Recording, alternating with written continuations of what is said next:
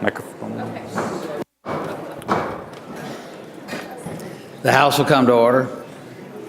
Members, please take your seats.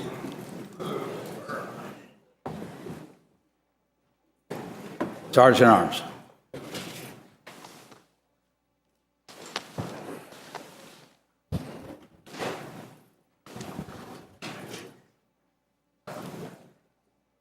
The House is now in session. All persons not entitled to privileges on the floor, please retire to the gallery.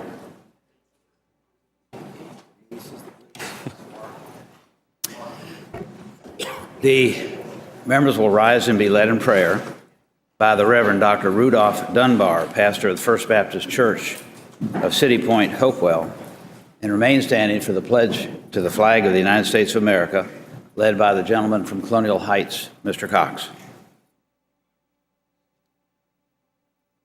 May we bow our heads in prayer? Dear Lord, I thank you for the blessings that you have bestowed upon all of humanity, with no regard to race, creed, nationality, religion, or other identifiable. I pray for the purpose for which we assemble and for the purpose for which this assembly is convened, that you will cause it to be what is in the best interest of the state of Virginia through your divine anointing of its leaders. I pray that you will purge their hearts, open their eyes to the needs of others, and provide them relief from all selfishness and separatism. Teach all of us the proper stewardship of your blessings, granting us the spirit of unity in righteous decision-making. In Jesus' name, I pray. Amen. Amen. Pledge allegiance to the flag of the United States of America and to the republic for which it stands, one nation, under God, indivisible, with liberty and justice for all.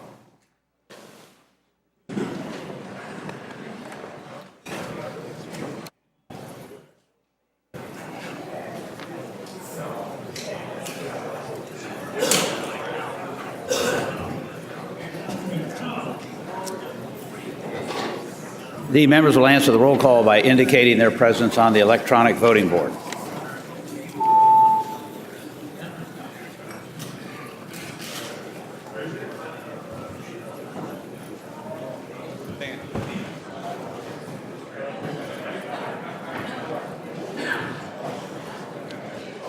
Clerk will close the roll. Mr. Speaker, a quorum is present.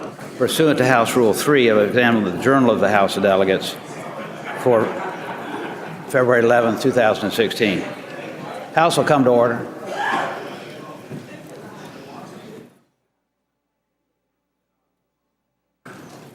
Motions and resolutions under Rule 39 are now in order. Does the clerk have any announcements or communications? Not at this time, Mr. Speaker. Gentleman from Newport News, Mr. Yancey. Thank you, Mr. Speaker. I rise for a motion and for a request. Gentleman has the floor. For the motion, Mr. Speaker, on page 28, on second reading regular calendar, I would ask that House Bill 1252 go by for the day. Without objection, House Bill 1252 by for the day. Thank you, Mr. Speaker. And for the motion, for the request. Sorry, Speaker, I would ask that the Journal reflect that my seatmate, the gentleman from Fauquier, Delegate Weber, is away today due to pressing personal business. Journal will so reflect. The gentleman from Fairfax, Mr. Lemunion. Thank you, Mr. Speaker. I rise for the purpose of a request. Gentleman may state it. I request that on page 45 of the calendar that House Joint Resolution 256 go by for the day. Without objection, House Joint Resolution 256 by for the day. The gentleman from Culpeper, Mr. Freitas. Mr. Speaker, I rise for the purpose of an introduction. Gentleman has the floor. Ladies and gentlemen, it is my privilege today to be able to introduce to the body Miss Mary Jo Browning. Mary Jo Browning is here with us today as the awardee for the L.B. Henretti Memorial Outstanding Citizen Award in Culpeper.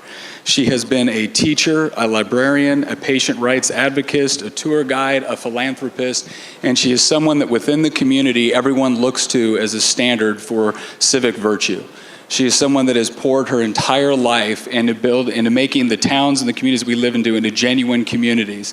I don't think anybody that has met Miss Browning would say that she knows a stranger. The first time I had the pleasure of meeting her, she actually had to give up and give an impromptu speech at a dinner because the previous speaker that was scheduled to come did not show up. And she did such a fantastic job, I don't think we'll ever invite the other guy back. So I hope it will be the pleasure of this body to give her a warm welcome because she truly is a pillar of the community in Culpeper County. And on behalf of myself and Delegate Weber, we welcome her to the gallery. Thank you, Mr. Speaker.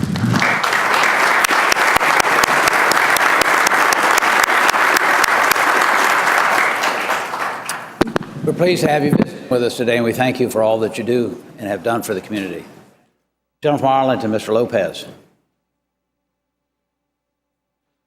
Thank you, Mr. Speaker. I have a request, Mr. Speaker. Gentleman, state it. Mr. Speaker, on page 35 of the calendar, could HB 977 go by for the day?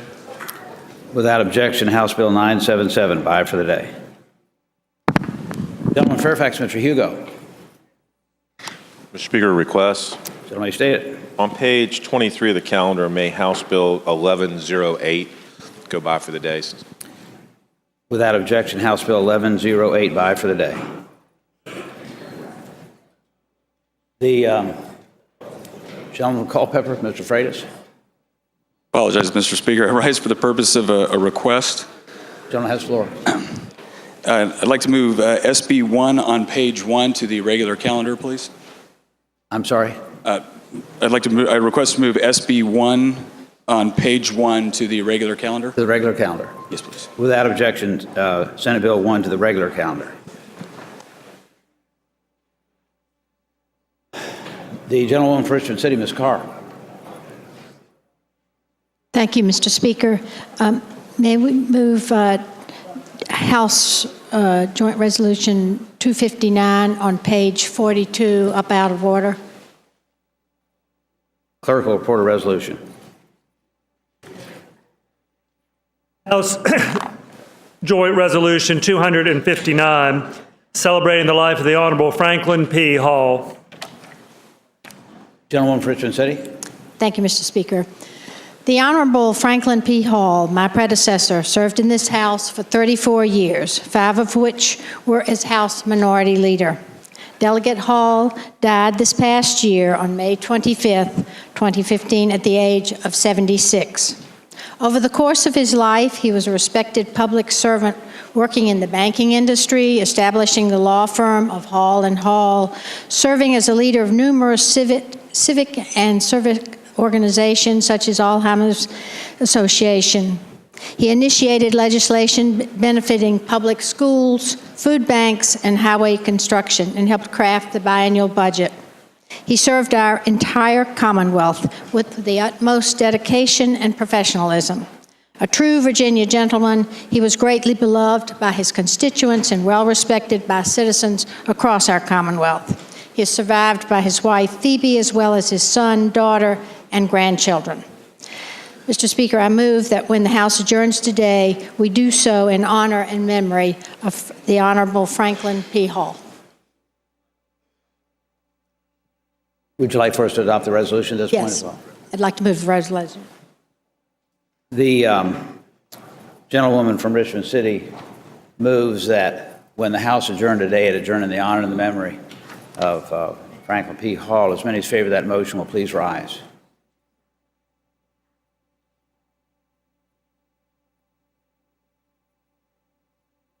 That motion is agreed to.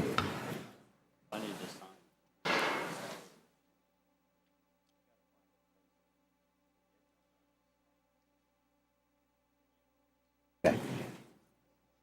The gentlewoman from Fairfax, Ms. Fillercorn. Mr. Speaker, I rise for an announcement. Gentlewoman has the floor.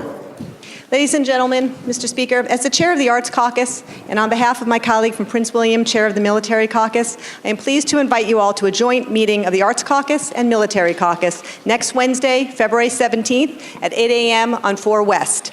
The Joint Caucus builds on work that we began last year to establish a partnership between Virginia Arts Caucus and the Military Caucus to promote programs for wellness and healing for our service members as well as their families. The program will include speakers from a workshop of arts and military that was conducted at the Virginia Commission for the Arts statewide conference held on January 27th. The all-day conference focused on best management practices for nonprofit organizations. The workshop panel included leaders from arts therapy programs, veterans, government, and support groups, and arts organizations that work with military personnel and their families. Our former colleague, Margie Vanderhei, will also brief the Joint Caucus on the workshop and possible next steps for both the arts and military communities as they continue to develop their partnership on behalf of our active duty and veteran populations here around the Commonwealth of Virginia.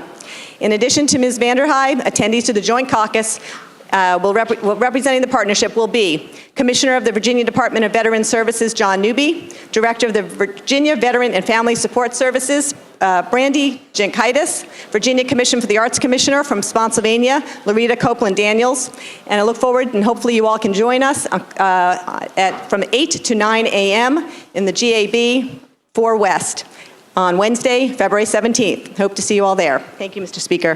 Thank you. The gentleman from Pennsylvania, Mr. Adams. Mr. Speaker, I rise for a motion. Gentleman may state it. I move that House Bill 786 on page 33 be passed by for the day. Without objection, House Bill 786 by for the day. The gentleman from Fairfax, Ms. Corey. Thank you, Mr. Speaker. I rise for a request. Gentleman has the floor. I request that House Bill 57 on page,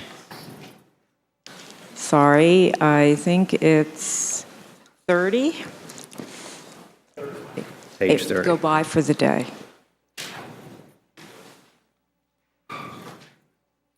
Without objection, House Bill 57 by for the day.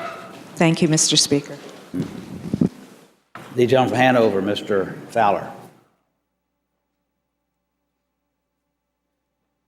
Thank you, Mr. Speaker. I rise for the purposes of an introduction. Gentleman has the floor. Mr. Speaker, with us in the gallery today is Miss Tammy Timanek with the International Student Exchange Programs, who place students in the great states of Virginia and Maryland, along with the District of Columbia.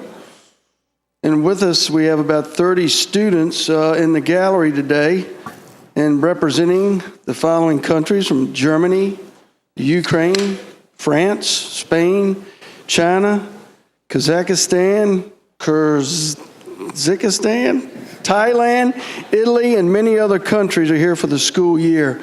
Mr. Speaker, members of the House, I hope you will join me in welcoming our foreign exchange students with a warm House welcome.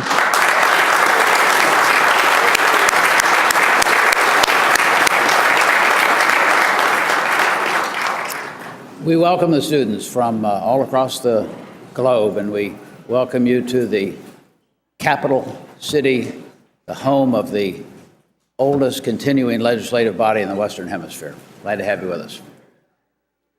Oh, come on. Gentleman from Culpeper, Mr. Freitas. Thank you, Mr. Speaker. Last time, I promise. I request we pull up HJR 249 on page 44 out of order. Clerk will report a resolution. House Joint Resolution number 249, commending Mary Jo Browning. Mr. Speaker, I move the adoption of the resolution. Questions on adoption of the resolution? As many as favor that motion will say aye. Aye. Those opposed, no. Resolution is agreed to. Got anything else? I'm good, Mr. Speaker. Thank you. The gentleman from Loudon, Mr. Greason. Thank you, Mr. Speaker. I rise for two motions. Gentleman has the floor. Thank you, Mr. Speaker. On page 21 of the printed calendar, could House Bill 831 go by for the day? Without objection, House Bill 831 by for the day. And Mr. Speaker, on page 34 of the printed calendar, could House Bill 895 go by for the day? Without objection, House Bill 895 by for the day. Thank you. Thank you. The gentleman from Hanover, Mr. Peace. Thank you, Mr. Speaker. I rise for a motion. Gentleman has the floor. Mr. Speaker, on page 47 of the calendar, I move that H.R. 127 go by for the day.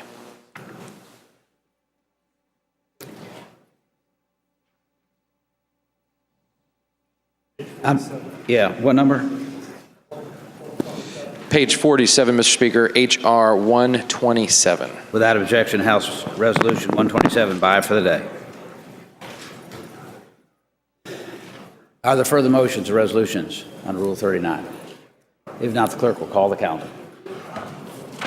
Calendar for the Virginia House of Delegates for today, Friday, February 12th, 2016. First up, Senate bills on third reading uncontested calendar. Senate bills on third reading uncontested calendar. Senate Bill 1 has been moved to the regular calendar. Turning to page 2 of the printed calendar, the uncontested Senate bills on third reading block. Senate Bill 252, a bill to amend and reenact sections of the Code of Virginia relating to the Century Forest Program. Report for the Committee on Agriculture, Chesapeake, and Natural Resources. The gentleman from Lunenburg, Mr. Wright. Thank you, Mr. Speaker. Mr. Speaker, ladies and gentlemen, Senate Bill 252 provides that the state forester shall establish and administer a Century Forest Program to honor families in the Commonwealth whose property has been in the same family for 100 years. This is very similar to the Century Farm Program that currently exists, and this will take in forest land as well. It has to be at least 20 contiguous acres or more. I hope it's a pleasure to the body to pass the bill. Thank you. Senate Bill 284, a bill to amend and reenact two sections of the Code of Virginia relating to recreational oyster harvest. Report for the Committee on Agriculture, Chesapeake, and Natural Resources. The gentleman from Danville, Mr. Marshall. Thank you, Mr. Speaker. Senate Bill 284 exempts from license requirements 1 bushel of oysters taken for personal use during the prescribed oyster season on public oyster grounds or unleased bottoms. I move that we pass the bill. Thank you. Senate Bill 292, a bill to amend the Code of Virginia relating to sediment reduction credits for MS4s. Report for the Committee on Agriculture, Chesapeake, and Natural Resources. The gentleman from Danville, Mr. Marshall. Thank you, Mr. Speaker. Senate Bill 292 authorized MS4 permittees to acquire and use sediment reduction credits as part of a compliance strategy for implementing the Chesapeake Bay TMDL. I move that we pass the bill. Turning to page 3 of the printed calendar, continuing with the block, Senate Bill 307, a bill to amend and reenact section of the code relating to beach restoration expedited permit. Reported for the Committee on Agriculture, Chesapeake, Natural Resources. The gentleman from Danville, Mr. Marshall. Thank you, Mr. Speaker. Senate Bill 307 directs the Virginia Marine Resources Commission to develop a process for issuing a permit for emergency sand restoration activities on publicly owned beaches. I move we pass the bill. Mr. Speaker. The gentleman from Fairfax, Mr. Sickles. Mr. Speaker, I request that the bill be moved to the regular calendar for purpose of abstention. For purpose of abstention. Okay. The Senate Bill 307 will be moved to the regular calendar.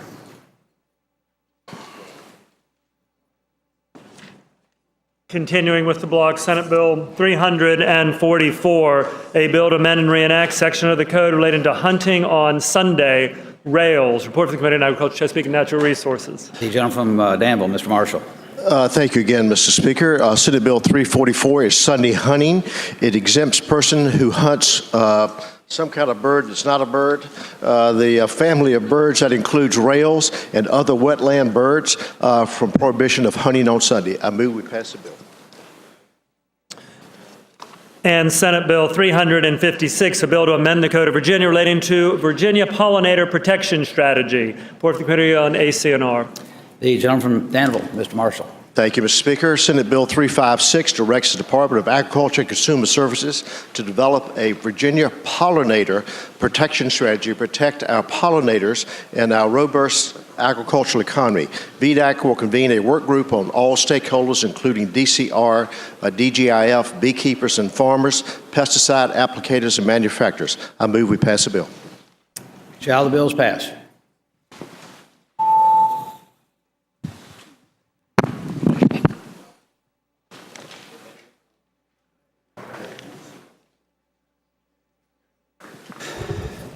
Clerk will close the roll.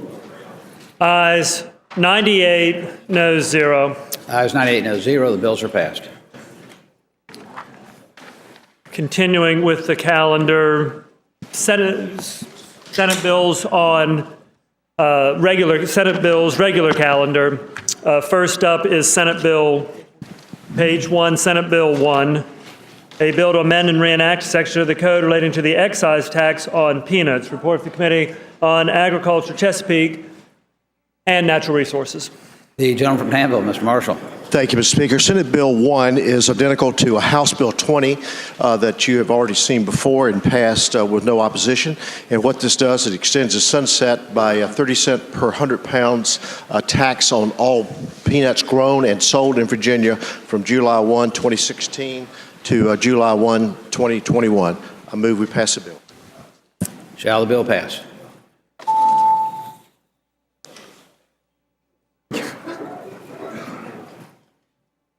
Clerk will close the roll. Ayes 91, noes 7. Ayes 91, no 7. The bill is passed. Turning to page 3 of the printed calendar, Senate Bill 307, a bill to amend and reenact section of the code relating to beach restoration, expedited permit, reported from the Committee on ACNR, and the bill has been explained. Shall the bill pass?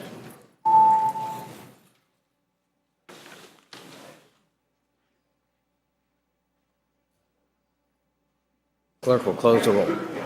Ayes 97, noes 0. Ayes 97, no 0. The bill is passed.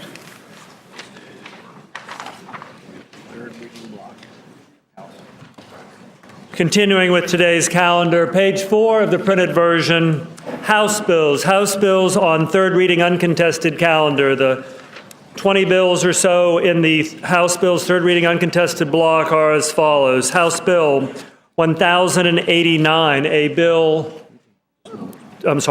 189, reported from the Committee on Finance with amendments. No, I'm sorry, with third reading. I apologize. Sorry. Got to get your head in the game here.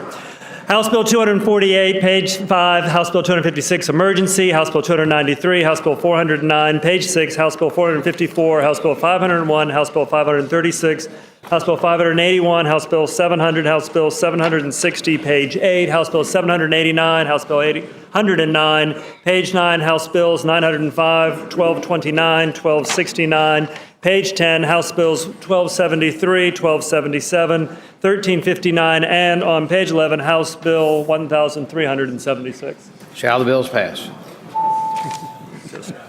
Whatever, I'm hopeless. Clerk will close the roll. Ayes 99, noes 0. Ayes 99, no 0. The bill is passed. Bills are passed.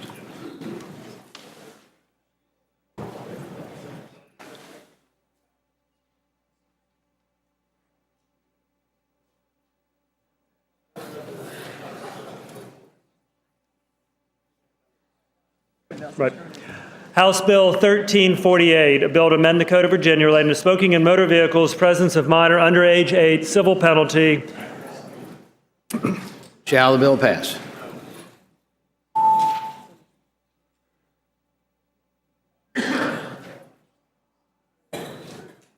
Clerk will close the roll. Ayes 59, noes 38. Ayes 59, noes 38. The bill is passed.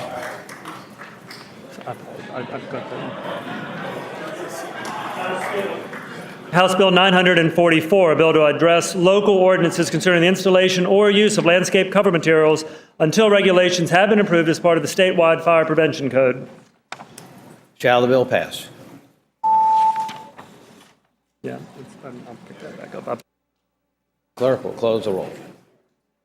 Ayes 92, noes 5. Ayes 92, noes 5. The bill is passed. Turning to page 12, printed calendar, House Bill 613, a bill to amend and reenact two sections of the code relating to the Department of Rail and Public Transportation, acquisition of real estate and rights of way. Shall the bill pass? The clerk will close the roll. Ayes 73, noes 24. Ayes 73, noes 24. The bill is passed. House Bill 912, a bill to amend the Code of Virginia relating to the Department of Transportation right to permit a broadband service provider to install broadband conduit on public highways. Shall the bill pass?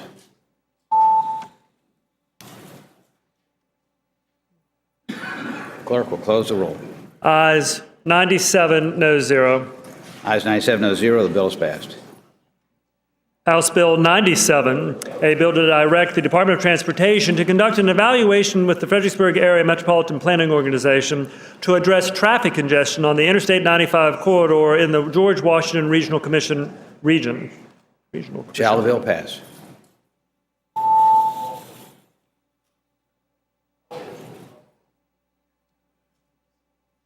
Clerk will close the roll.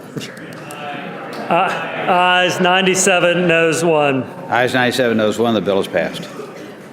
Turning to page 13 of the calendar, House Bill 384, a bill to amend and reenact section of the code relating to the Commonwealth Transportation Board meetings. Shall the bill pass?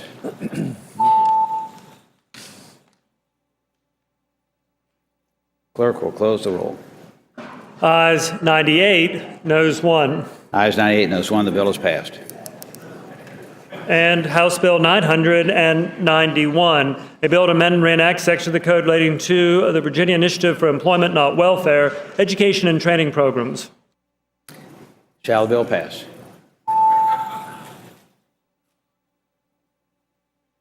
Clerk will close the roll. Ayes 97, noes 0. Ayes 97, noes 0. Ayes 97, noes 0. The bill is passed.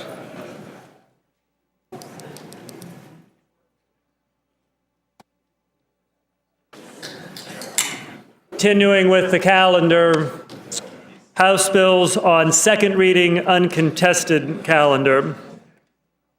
House Bill 1059, bill to direct the Virginia Criminal Sentencing Commission to study the sentencing guidelines for heroin possession, report for the Committee on Rules. Mr. Speaker, there's a floor substitute as well. Yep. Mr. Speaker, this needs to go to the regular calendar for the floor sub. Okay. Without objection, House Bill 1059, the regular calendar.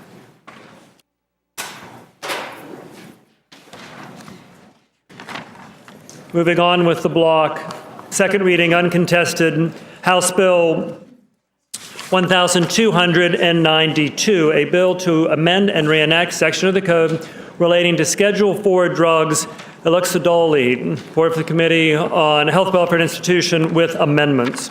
The gentleman from Washington, Mr. Pillion. Thank you, Mr. Speaker. I move the committee amendments. Questions on adoption of the committee amendments. As many as favor that motion will say aye. Those opposed, no. The motion is agreed to. The gentleman from Washington. Thank you, Mr. Speaker. House Bill 1292 is the annual drug scheduling bill that adds Eluxadolide to Schedule 4 of the Virginia Drug Control Act. Mr. Speaker, I move that the bill be engrossed and pass its third reading.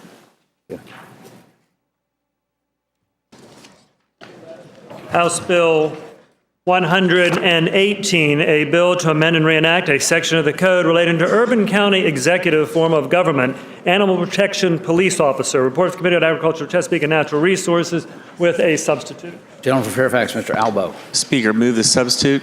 Questions on adoption of the committee substitute. As many as favor that motion will say aye. Those opposed, no. Substitutes agreed to. Gentleman from Fairfax. Speaker, members of the House, this only deals with Fairfax County. We have a group of police officers, animal control protection police officers, who used to have arrest power, and then the General Assembly did something which took away their arrest power, so now we're giving it back. It would be a pleasure of the House to engross the bill and pass it to its third reading.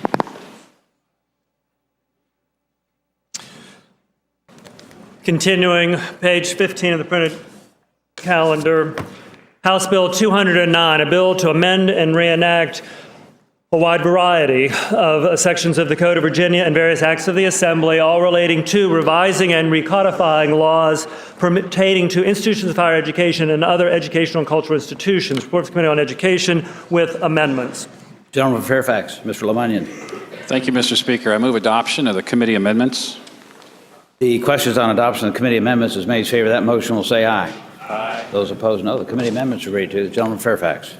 Thank you, Mr. Speaker. Mr. Speaker, ladies and gentlemen of the House, this is a simple 537-page bill that was offered to us by the Code Commission. It represents the result of 2 years' worth of work in recodifying Title 23, which is our higher education section of the code. For newer members, the work of the Code Commission includes taking up a title once every year or two to rewrite it, to add clarity, reduce ambiguity, eliminate obsolete laws, better organize it for practitioners, but in doing so, avoiding to the greatest extent possible adding any new policy. This section was vetted by the public, in particular the higher education community. The DLS, Division of Legislative Services, caught several amendments after the bill was published. They decorate pages 15 through 18. And I want to especially acknowledge the good work of Ryan Brimmer, Tom Seaman at the Division of Legislative Services, who are now the world's experts on Title 23. I hope it'd be the pleasure of the body to engross the bill and pass it on to its third reading. Continuing with House bills on second reading, uncontested calendar block, House Bill 381, a bill to amend and reenact section of the code relating to customized standards of learning assessments for children with disabilities. Report of the Committee on Education with a substitute. Gentleman from Loudoun, Mr. Greason. Thank you, Mr. Speaker. Mr. Speaker, I move the committee substitute. Questions on adoption of the committee substitute. As many as favor of that motion will say aye. Aye. Those opposed, no. Substitute agreed to. Gentleman from Loudoun. Thank you, Mr. Speaker. Ladies and gentlemen of the House, this bill directs the Board of Education to create guidelines for alternative means so children with disabilities have a chance to pass the SOL tests that we have in front of them. Mr. Speaker, I ask that the body engross the bill and move it on to its third reading. House Bill 436, a bill to amend and reenact section of the code relating to standards of learning, assessments in English, reading, and mathematics, retake, recovery credit. Report of the Committee on Education with a substitute. The gentleman from Botetourt, Mr. Austin. Mr. Speaker, I move committee substitute. Questions on adoption of the committee substitute. As many as favor of that motion will say aye. Aye. Those opposed, no. The substitute is agreed to. Gentleman from Botetourt. Mr. Speaker, ladies and gentlemen of the House, House Bill 436 is an education bill. This bill allows students who fail a reading, math, or English section of the SOL but passed on an expedited retake to receive credit for passing. I'd ask that the bill be engrossed and moved to its third reading. Thank you. House Bill 519, a bill to amend and reenact a section of the Code of Virginia relating to school-affiliated entities, student personal information. Report of the Committee on Education with a substitute. Gentleman from Fairfax, Mr. Lemunion. Thank you, Mr. Speaker. I move adoption of the committee substitute. Questions on adoption of the committee substitute. As many as favor of that motion will say aye. Aye. Those opposed, no. Substitute is agreed to. The gentleman from Fairfax. Thank you, Mr. Speaker. Mr. Speaker, ladies and gentlemen of the House, House Bill 519 relates to student privacy. Members may recall that last year we passed a very good bill offered by Delegate Greason, House Bill 1612, that said that any time a school was under contract with a website, mobile application, or online service to facilitate education, that certain student information need to be kept private. This bill simply extends that privacy to the use of those applications by PTAs, booster clubs, and other organizations affiliated with the school, but only with those that are under contract with the school system. I hope it be the pleasure of the body to engross the bill and pass it on to its third reading. Turning to page 20 of the printed calendar, House Bill 523, a bill to amend and reenact section of the code relating to higher education, student mental health policies. Report for the Committee on Education. The gentleman from Fairfax, Mr. Lemunion. Thank you, Mr. Speaker. Mr. Speaker, ladies and gentlemen of the House, House Bill 523 is recommended by the Office of the Attorney General.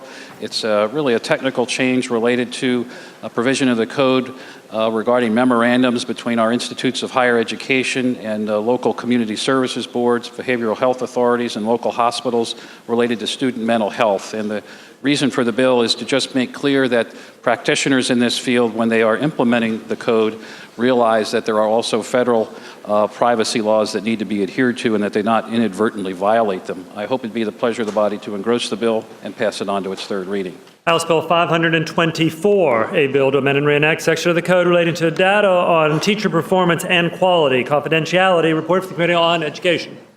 The gentleman from Fairfax, Mr. Lemunion. Thank you, Mr. Speaker. Mr. Speaker, ladies and gentlemen of the House, members may recall a couple of years ago we passed House Bill 1889 to clarify the confidentiality of certain information in teacher personnel files. There was, since that time, a lawsuit in Loudoun County in which it was ruled that if the information was provided to the State Board of Education, not just to the local Board of Education, that the privacy provisions did not apply. This bill corrects that problem. I hope it'd be the pleasure of the body to engross the bill and pass it on to its third reading. House Bill 578, a bill to amend and reenact section of the code relating to the Virginia Public Procurement Act, process for competitive negotiation, architects and engineers. Report for the Committee on General Laws with amendments. The gentleman from Fairfax, Mr. Albo. Speaker, move the amendments. Questions on adoption of committee amendments? As many as favor that motion will say aye. Aye. Those opposed, no. The amendments are agreed to. Gentleman from Fairfax. Speaker, members of the House, let me see if I can do this without boring you to tears. Too late. Okay, so when a government wants to procure services of professional services, which is almost always architects, engineers, they first have to select the architects and engineers based upon their qualifications. And then they start, once they pick the most qualified person, then they start negotiating. One of the things that the local governments have been doing is requiring the contractors to meet certain contractual obligations before they start picking them on their qualifications. This says you pick them on qualifications first, and then you talk about contract provisions. And Mr. Speaker, are you still awake? Barely. Okay. Pleasure of the House to pass a bill. House Bill 682, bill to amend the Code of Virginia relating to waiver of teacher licensure requirements, career and technical education teachers. Report for the Committee on Education, and there's a floor sub. Right. Gentleman from Hanover, Mr. Peace. Mr. Speaker, I move that House Bill 682 be moved to the regular calendar for purposes of amendment. Without objection, House Bill 682, the regular calendar. Continuing with House Bill second reading uncontested calendar, House Bill 750, a bill to amend and reenact a section of the code relating to student personal information, school services, college and career readiness assessment. Report for the Committee on Education. Gentleman from Loudoun, Mr. Greason. Thank you, Mr. Speaker.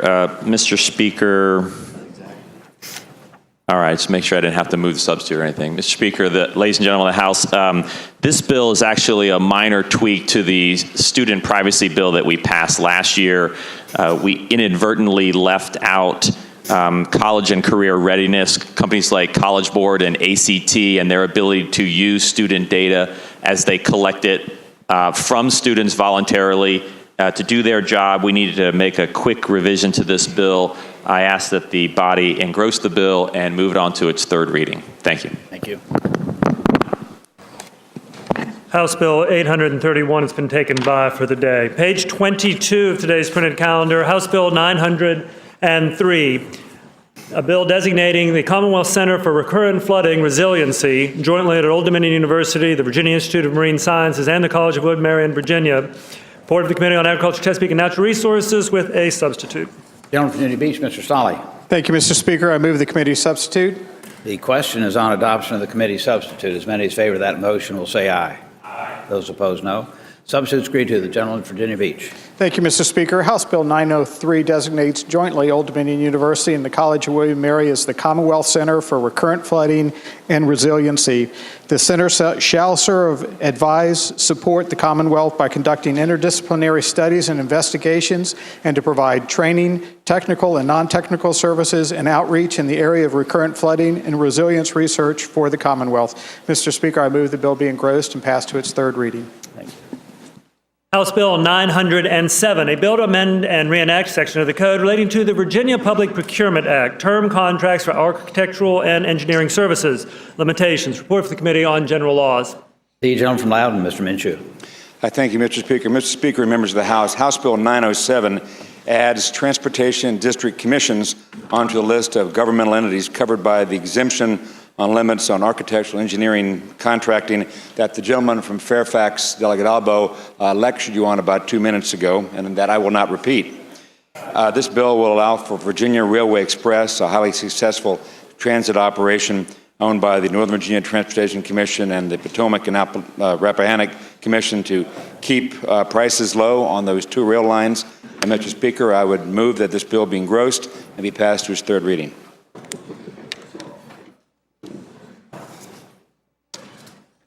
Continuing with the block, House Bill 961, a bill to amend the Code of Virginia relating to alternative tuition or fee structures. Report for the Committee on Education with a substitute. The gentleman from Montgomery, Mr. Rush. Mr. Speaker, I move the committee substitute. Questions on adoption of the committee substitute? As many as favor that motion will say aye. Aye. Those opposed, no. The substitutes agree to. The gentleman from Montgomery. Thank you, Mr. Speaker. Mr. Speaker, members of the House, House Bill 961 will allow universities to offer discounted tuition so long as a student pursues a degree in a field that is in high demand. I hope it's the pleasure of the House to engross the bill and pass it on to its third reading. Turning to page 23 of the printed calendar, House Bill 1015, a bill to amend and reenact section of the Code of Virginia relating to institutions of higher education, law enforcement agencies' response to sexual assault. Report for the Committee on Education with a substitute. The gentleman from Henrico, Mr. Massey. Thank you, Mr. Speaker. Mr. Speaker, I move the committee substitute. The questions on adoption of the committee substitute, as many as favor that motion will say aye. Those opposed, no. The substitutes agree to. The gentleman from Henrico. Thank you, Mr. Speaker. Mr. Speaker, House Bill 1015 requires each public and private institution of higher education to enter into and become a party to a memorandum of understanding with an adjacent local law enforcement agency or the Department of State Police to address the prevention of and the response to sexual assault list several permissible provisions for such memorandum of understanding. Mr. Speaker, I move that the House engross the bill and move it to its third reading. House Bill 1108 has been taken by for the day. Next up, House Bill 1230, a bill to amend and reenact two sections of the code relating to boards of visitors of state-supported institutions of higher education, student intellectual property rights. Report for the Committee on Education. The gentlewoman from Alexandria, Ms. Herring. Thank you, Mr. Speaker. Mr. Speaker, HB 1230 comes as a result of the work done by the Governor's Council on Youth Entrepreneurship. The bill provides that the Board of Visitors of state-supported institutions of higher education shall adopt policies that are supportive of the intellectual property rights of matriculated students who are not employees of the institution. I ask that the bill be engrossed and passed on to its third reading. Turning to page 24 of today's printed calendar, House Bill 1250, a bill to amend and reenact a wide variety of sections of the code, repeal several others, all relating to state water control law, erosion and sediment control law, and Chesapeake Bay Preservation Act. Report for the Committee on Agriculture, Chesapeake, and Natural Resources with amendments. The gentleman from Rockingham, Mr. Wilt. Mr. Speaker, I move the committee amendments. Questions on adoption of the committee amendment. As many as favor that motion will say aye. Those opposed, no. The amendments agree to. The gentleman from Rockingham. Thank you, Mr. Speaker. Mr. Speaker, ladies and gentlemen of the House, House Bill 1250 is a joint effort that came about from a study group that's worked over the past year. They worked diligently to come up with this legislation. Mr. Speaker, the amendments that we just passed, they are technical. That was discovered by DLS after the drafting of the bill, and it is an agency bill. It's on behalf of Department of Environmental Quality, who is one of the seats at the table. The focus of the bill is to bring together and to combine the processes of stormwater and erosion and sediment control programs, to bring them into one regulatory program. And also what it's going to do, Mr. Speaker, it's going to make it easier for localities and property owners seeking permits. Previously they had to get two. This will make it a one-stop shop, Mr. Speaker. So with that, I move that the bill be engrossed and passed to its third reading. Thank you. Turning to page 25 Printed calendar, House Bill 1253, a bill to repeal a section of the Code of Virginia relating to the school board of the City of Norfolk. Emergency report of the Committee on Education. The gentlewoman from Norfolk, Ms. Hester. Thank you, Mr. Speaker, members of the House. This bill will repeal 22.1-57.2 in the code, which sets forth the process for appointing school board members. Norfolk will be moving to elected school board members. I move that the bill be engrossed and passed to its third reading. Turn to page 26. House bills on second reading on contested calendar. House Bill 1299, a bill to amend and reenact section of the code relating to purchase of flags of the United States of America and the Commonwealth of Virginia by public bodies. Report to the Committee on General Laws. The gentleman from Halifax, Mr. Edmonds.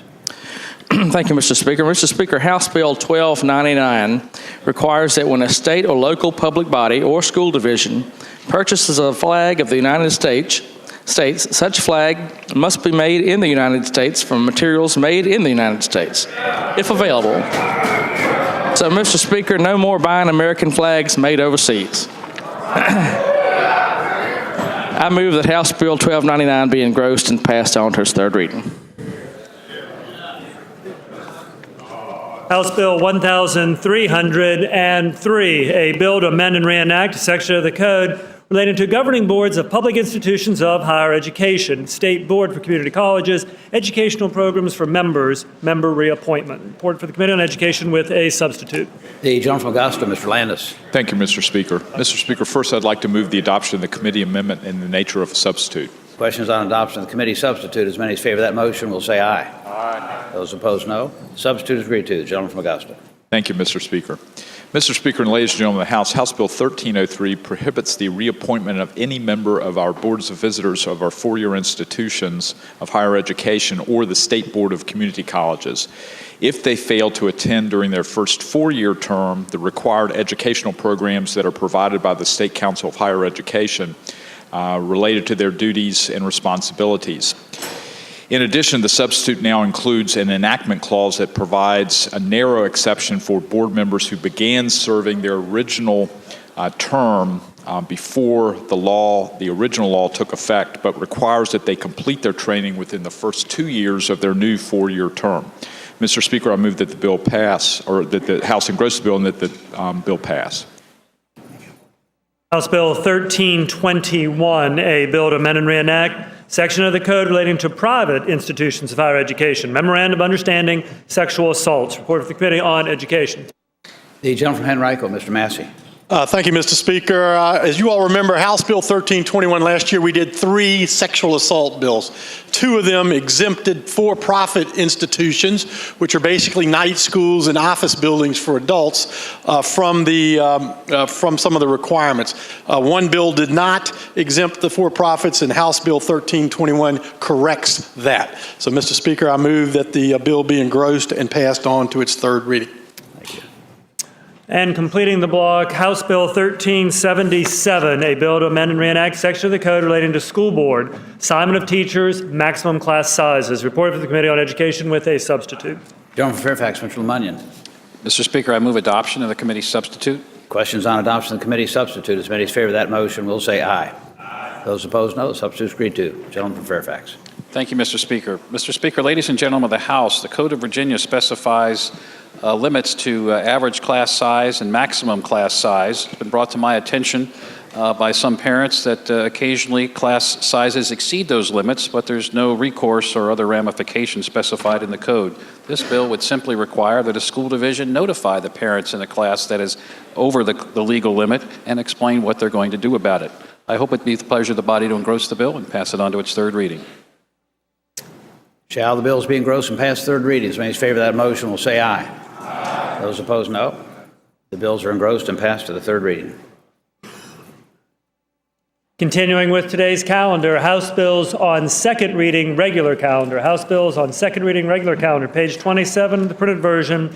House Bill 3, a bill to provide for the submission to the voters of a proposed amendment to Section 5 of Article 8 of the Constitution of Virginia relating to the establishment of charter schools. Report of the Committee on Privileges and Elections.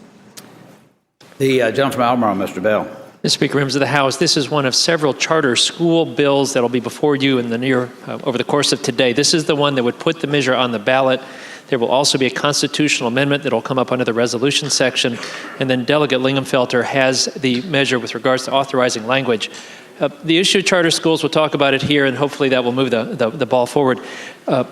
Obviously, many students do just fine in our traditional public schools, but there are students in every jurisdiction in the country who are not a good fit. And if you are wealthy, you often have lots of choices about what to do. You can have private schools, you can homeschool with tutoring, but many parents don't have those choices. What they're looking for is a better fit for their kids through the public school systems, and that's what charter schools provide. It's a public school for public school students that allows some additional choices on how to educate the kids. Now, recognizing the benefits of charter schools, most states in this country have a large number. And so, to my friends across the aisle, I would note that New York has 233, Minnesota's got 149. To our guys, I would note that Texas has 689. Nearby school districts have many more. DC's got 107, North Carolina's got 127, Maryland's got 52, and Virginia's got 9. And only 2 of those are coming from private applications, meaning what we call a true charter. Somebody came in and said, I've got a way to teach some public school kids, will you let me? Now, the reason this is so is because Virginia has a charter school law. It's been in place for 18 years, but the charter school law allows full authority to the local school boards. This has become not just local input, local control, but a local veto. To make a change, we have to change the Constitution. The Constitution requires this. This would be a constitutional amendment. This is the ballot initiative. The constitutional amendment we're contemplating would simply say the General Assembly can do it. We would then have the authority to pass laws about how to do it. You're going to hear one proposal a little later from Delegate Lingenfelter, but just to point out a few things, his proposal would say that first you have to approach the local schools. The state route would only be an appeal. Second, it would limit it to 5 a year and only 1 per district. So this is not going to be this avalanche of schools coming down from Richmond. It would be just in those places where the local school board said absolutely not. There was an appeal to Richmond. It's within the 5. We have a lot of bills that we're going to hear over the next few days. Everybody thinks their bill is very important, so I won't do that with this one, but I will say this is one that will have impacts long after we're gone. You have kids that are in failing school districts. You have kids that are in great school districts. Charters can help them all. Every school district has some kids who struggle every day because they don't fit in. This gives us a chance to give them a school that fits them. I hope it will be the pleasure of the House to engross the bill and pass it on to a 3rd reading. All right, the gentlewoman from Richmond City, Ms. McQuinn. Thank you, Mr. Speaker. Speaking to the bill. Gentlewoman has the floor. Thank you, Mr. Speaker. Mr. Speaker and ladies and gentlemen, House Bill 3 proposes a constitutional amendment that would directly transfer power from local school boards to the State Board of Education to establish charter schools. This is would clearly override the authority of the local school board. This is not about the merits of charter school, but rather the Constitution being modified and the transferring of power out of the responsible local government. As a former school board member, it is my opinion that it also weakens the Constitution in order to make an undeveloped drastic change to education. It also is legislated from the sideline while the people who are on the front line every day, such as local school boards, superintendents, and teachers, are more qualified to assess the needs of local students. These are people who can decide whether or not a charter school will be necessary and beneficial for a community at large. There is no need for an additional authorizer. Again, as a former school board member who's passionate about the education of children, I can attest to the ability of local school boards to be responsible to make these decisions. And then when you look at it, we actually have public choices now. Many schools would be considered charter schools in other states. If charter schools are the panacea for education, and I've always argued about the flexibility for public education, then why not give the same structure that is afforded to charter school to establish public schools? We should allow public schools the same flexibility in order to provide the best education possible for our children. Charter schools have the advantage of creating their own curriculum and grading system, while public schools are forced to abide by unfunded mandates from the state that restrict the process of learning. Responsibilities to achieve such standards for SOLs and SOQs have stifled the ability to provide a dynamic learning environment. and we are sacrificing the quality of our education in order to meet standardized benchmarks. President Obama, and we often hear it in the assembly here, that supports charter schools, and I gladly support him. However, on this issue, it should remain in the authority of the local government. We must begin to address the quality of education for all of our children as a purpose-driven effort. Statistics across the country does not offer any raving reviews as to charter schools being any more successful than traditional public schools. It is my hope that we think long and hard about the implications of HB 3 and we move forward to address the need of the Commonwealth children. Thank you, Mr. Speaker.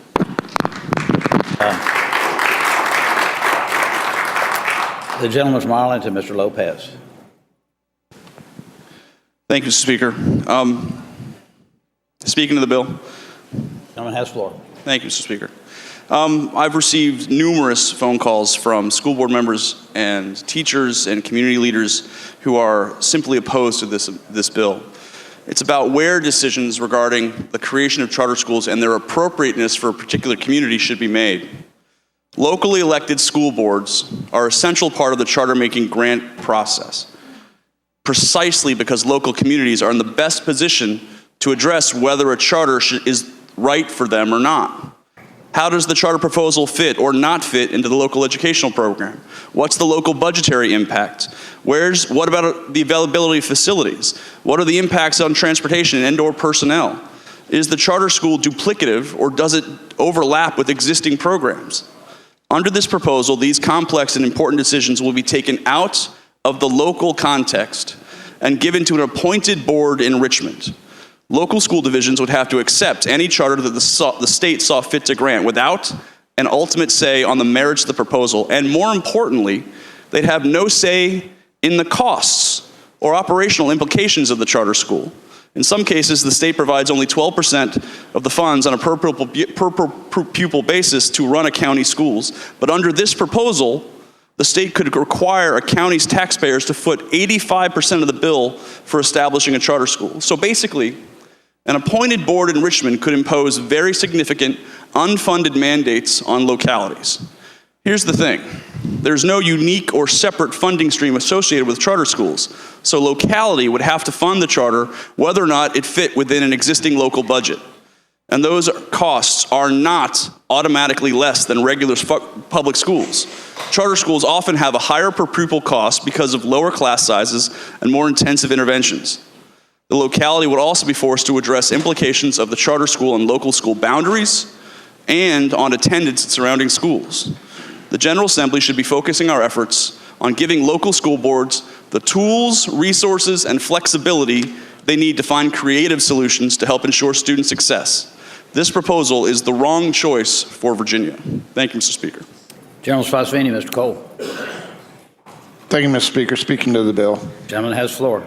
Mr. Speaker, I'd just like to point out that all this bill does, it doesn't implement anything. All it does is put the matter on the ballot for the voters to decide. So if you think the voters should have a voice in this matter and decide whether or not they want to go down this path, you should vote yes on the bill. Gentleman from Augusta, Mr. Landis. Mr. Speaker, speaking to the bill. Gentleman has the floor. Mr. Speaker and ladies and gentlemen of the House, I want to follow up on the comments from the gentleman from Spotsylvania. What we're deciding is whether we trust the voters to decide on this issue. We're elected by the voters. I trust the voters, and I think we should allow them that opportunity. But more importantly, the other side of the aisle is completely missing the point from the standpoint of how this process works. If the voters approve the referendum, then we get to decide how and what changes would be made to the charter school laws, just as any other piece of legislation or statute is changed. There can be involvement by school boards in a revision through the charter law. There can be involvement and participation by localities in addressing issues related to funding. So we're kind of putting the cart before the horse. First, there has to be a vote by the people. Then the General Assembly has to enact any changes that would occur in this process. And then the localities would work with the state, in my estimation, on how to implement this. So, Mr. Speaker and ladies and gentlemen of the House, I hope you'll pass the bill. The question is, shall the bill be engrossed and passed to its third reading? As many as favor that motion will say aye. Aye. Those opposed, no. No. Chairs in doubt. As many as favor the motion will raise the right hand. The bill is engrossed and passed to its third reading.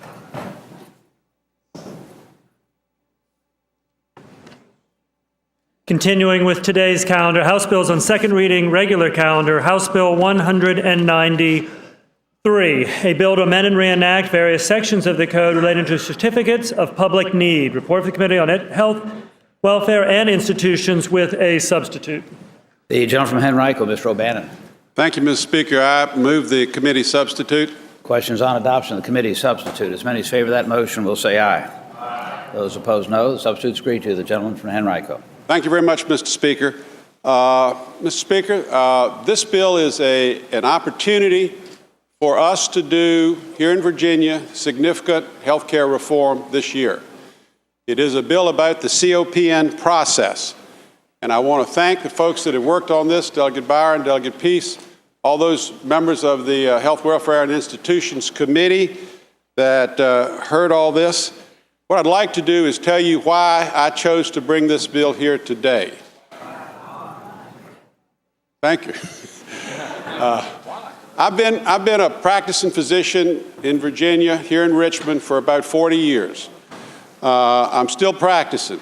I've served on 4 hospital boards, but I have the perspective of somebody who is on the patient side of it. I'm not a hospital administrator. But over those years that I've worked and watched this process, I have seen how this process has been misused by the large systems and hospitals to fight with one another. They pay tens of thousands of dollars to file these CON processes, and who gets hurt at the end of the day is the patient, who wound up not getting access to a service which might have been closer to them and might in fact have been cheaper if the COPN process got reformed. This bill is not a repeal bill, this is a reform bill. But I just want to make the point that this bill will help your patients, and it has great opportunity to make things cheaper for your patients as the deductibles and the copays go up. Delegate Byron is going to give you the business case for this, but I just want to take a couple of minutes on the actual health care case and just tell you that it's about the patients and your constituents much more than it is about the hospital CEOs and the hospital systems. You know, we're here today, we're dealing with half the states that haven't expanded Medicaid.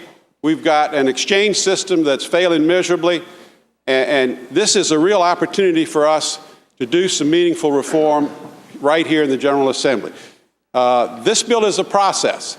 This is not the magic bill, but we must send this bill to the Senate to engage the debate and keep the debate going. I'm going to take a minute and tell you what the bill does. And I will not be Tom Rust. And I realize that we're here on Friday. So if the white flags start going up, I'll slow down. But I think it's important to know, not yet, Jackson, that this bill's been a work product for about 6 or 8 months. And what you have in front of you is basically a 2-step process that will update and reform CON. The first phase puts ambulatory care centers under a permitting process, and it also provides some things that the hospitals might like being able to build parking garages and capital projects. There are very specific protections in this bill which the stakeholders were very concerned about. The rural areas are protected. They are written out of this bill based on MSA. There are very robust charity care provisions in this bill, which I'll explain briefly. The second phase of this, which is it's a 1.5 year process, would go ahead and then deregulate a lot of other things, but keep under CON a number of specific things like long-term care, transplant, rehab, and open heart surgery with a pathway based on volume. So as far as that, I just want to say, and I hope you'll appreciate the coalition that's in favor of this. This coalition includes NFIB. It includes, obviously, a lot of stakeholders, the medical society, some of the hospital systems, and, yes, the Greater Reston Chamber of Commerce. Delegate Plum. And I'm going to quote you what the Greater Reston Chamber of Commerce said. As you act upon the bills, we encourage you to support significant, not process-only changes. That's code for Delegate Peace's bill and my bill, which have significant changes, not process changes. They watched the fight up in Northern Virginia, and they get it now, and they're very supportive of some significant reform.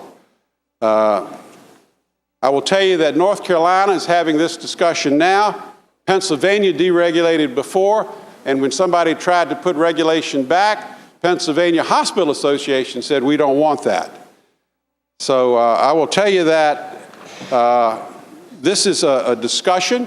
This is a step in the process.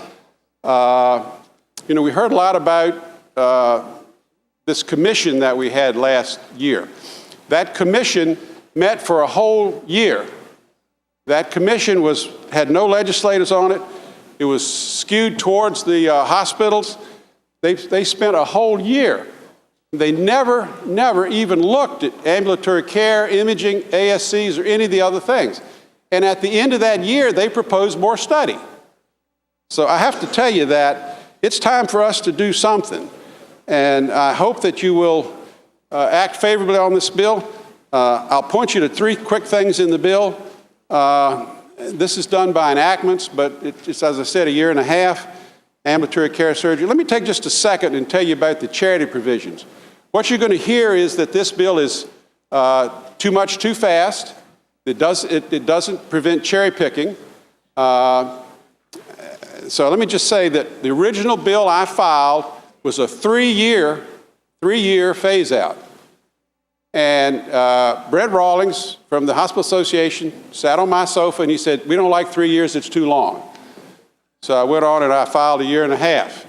You're going to hear that there's cherry picking. Well, if you look at the bill, the permitting process has specific language, and Delegate Hope, you're going to ask me some questions, so I'm going to go ahead and try to answer them right now. But it says provide a specified level of care at a reduced rate to indigents in an amount that matches the average amount of indigent care provided by holders of Certificate of Public Need in the applicant's health planning region. That means you're going to have to do the same amount of charity care as the hospital in your region. It also provides a compliance piece. You know, the commission learned that even though we have these exceptions, they weren't enforcing them. And so this bill has got stronger enforcements in it and penalties in it so that we will track everything that's done. And as far as the obligation, you know, we'll hear from the hospitals that they're open 24/7 and that this is going to hurt them. This provides that if somebody wants to open one of these facilities, they can take call in the ER to help pay for that, to pay back. So there's a level playing field here. As far as standard of care, this bill requires if anybody, ambulatory care or imaging, opens something, it'll have exactly the same standards as the hospital, same national standards. So I think this is a good bill. I think it's time for us to act on this. This is just a process. We need to send this to the Senate and continue the discussion. There's been a lot of rhetoric on this. Your hospital folks will come by and say it's too much too fast, but they didn't like the 3 years. There's been some fiery media and ads, which I think is not the right way for us to behave as adults. I'd just like to be able to sit down and have a discussion. I hope you'll vote for this bill and pass it to the Senate. Thank you. Gentleman from Roanoke City, Mr. Rasul. Speaking to the bill, Mr. Speaker. Gentleman has the floor. I'm rising today in favor of COPN reform. I think that the process needs reforms to better serve the people. Sometimes we can even see that certain things are even monopolistic, as the process has played out here. But the issue is complex, and just as many of you have led us through Medicaid reform gradually, I think that we need to do the same thing with regards to COPN reform. One of the complexities, for example, is that our teaching hospitals self-fund 240 residency slots. So there are a variety of residency slots that are funded by the federal government, but then our teaching hospitals fund 240 of them beyond those slots. You might ask yourself why this is important. Thank you for asking. Virginia actually has the 5th largest residency deficiency of any state in America. So in other words, we graduate way more people out of medical school than we have slots for them. What happens is those of you that have worked in healthcare know that doctors do not settle where they went to medical school. They settle where they had their residency. So if we don't have these residency slots available, so for example, if these hospitals struggle to fund a variety of services and these residency slots go away, then we're going to continue to see some of the physician shortages that we have. I only bring this up anecdotally as one of the many complexities in this conversation.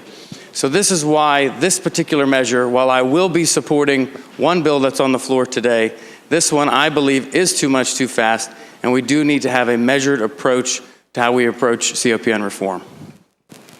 Gentleman from Virginia Beach, Mr. Talley. Thank you, Mr. Speaker. Speaking to the bill. Gentleman has the floor. Thank you, Mr. Speaker. It's Friday afternoon. I think everyone in this room has heard the arguments on both sides of this bill, and I don't think that there's a need to take and go through those again. I was thinking of trying to find a concise way to summarize what the issue was here today before we voted on this bill. And Mr. Speaker, I was embarrassed to find out that perhaps the most concise statement on this came from a gentleman in the body down the hall. And it's in the Richmond Times-Dispatch, and let me read for you what Senator Dick Black said. I've always favored elimination of COPN, and at the same time, I think it's important that we not burn down the house. If we take away the profit centers, we leave little to maintain their obligation under federal law to treat people in emergency room no matter what happens. That, ladies and gentlemen of the House, is the fundamental issue that we're facing here. Our hospitals rely on the services that this bill, and not the next bill, but the bill after that, will try to repeal. So I ask you that today we vote to not engross and pass this bill on to its third reading. Thank you, Mr. Speaker. The gentlewoman from Bedford, Ms. Byron. Thank you, Mr. Speaker. Speaking to the bill. Gentlewoman has the floor. Thank you, Mr. Speaker. The bill before this House of Delegates is the key piece of the first major effort at significant reform to health care in a long time.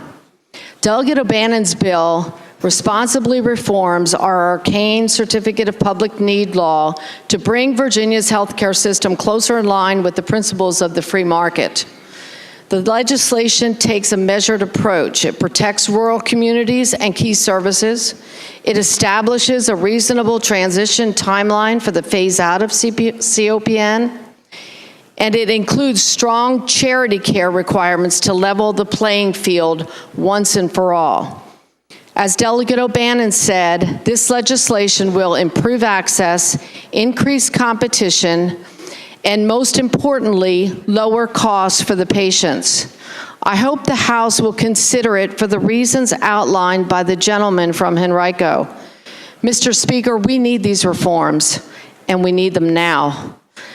As an illustration of the urgency of this situation, I'd like to read briefly from a letter sent to some patients of a local urology practice that was purchased by our region's healthcare monopoly.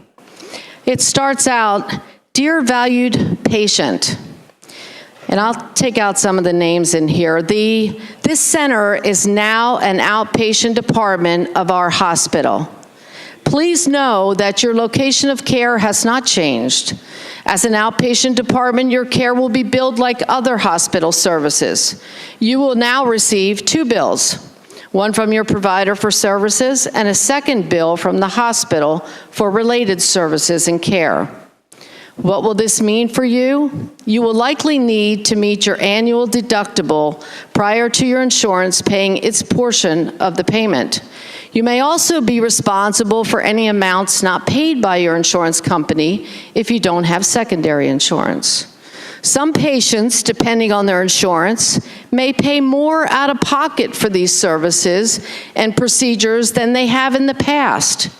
We will do everything we can, though, to minimize this impact on you. Financial assistance is available to those who qualify.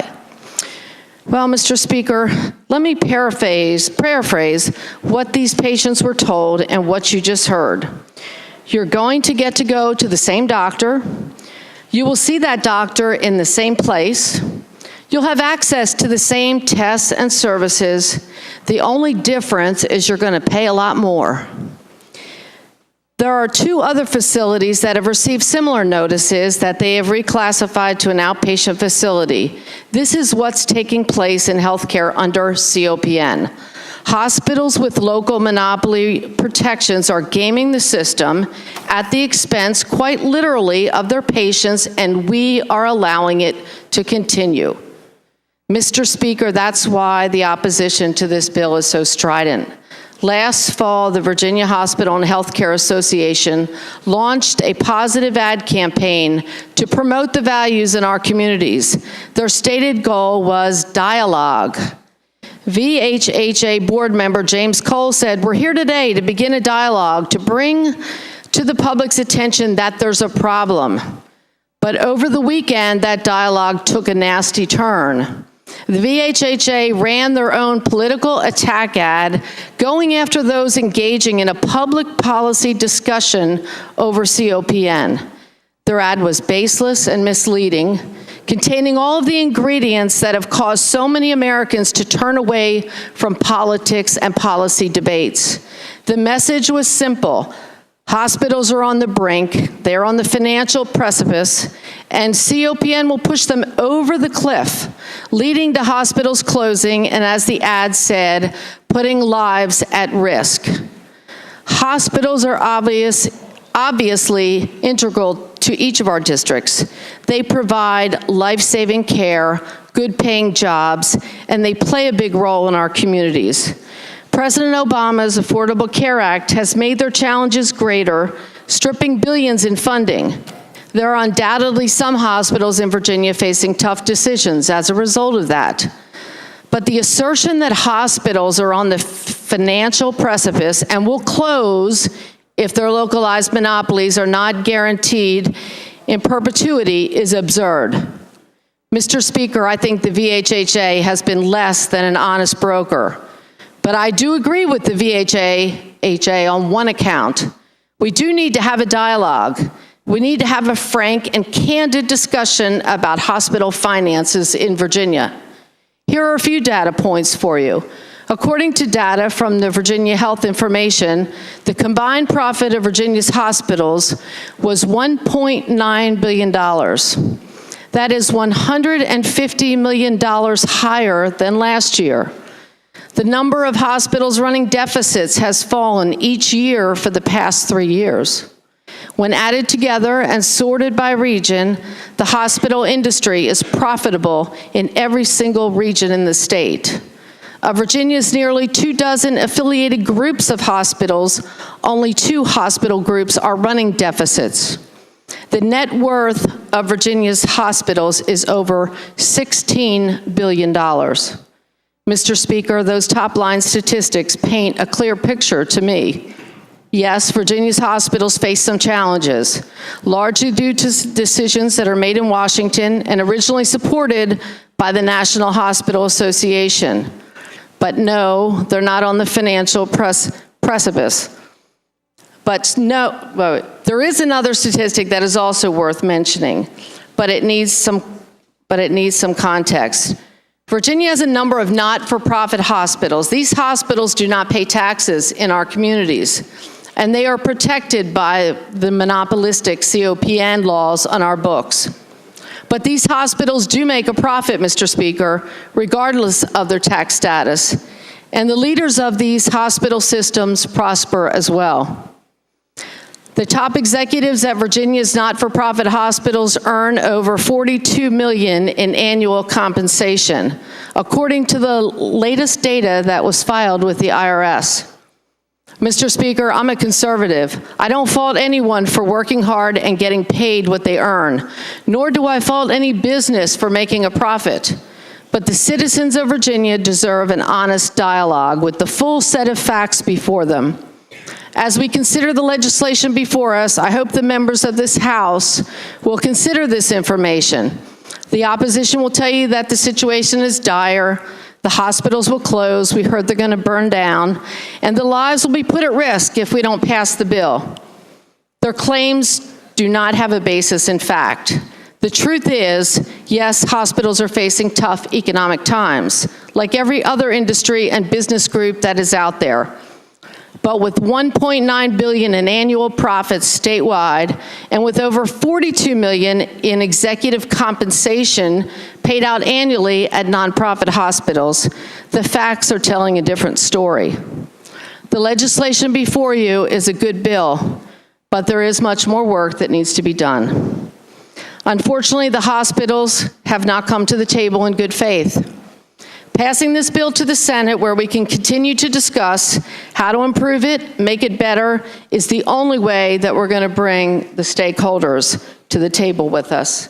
I would encourage the body to keep the bill moving forward. Thank you, Mr. Speaker.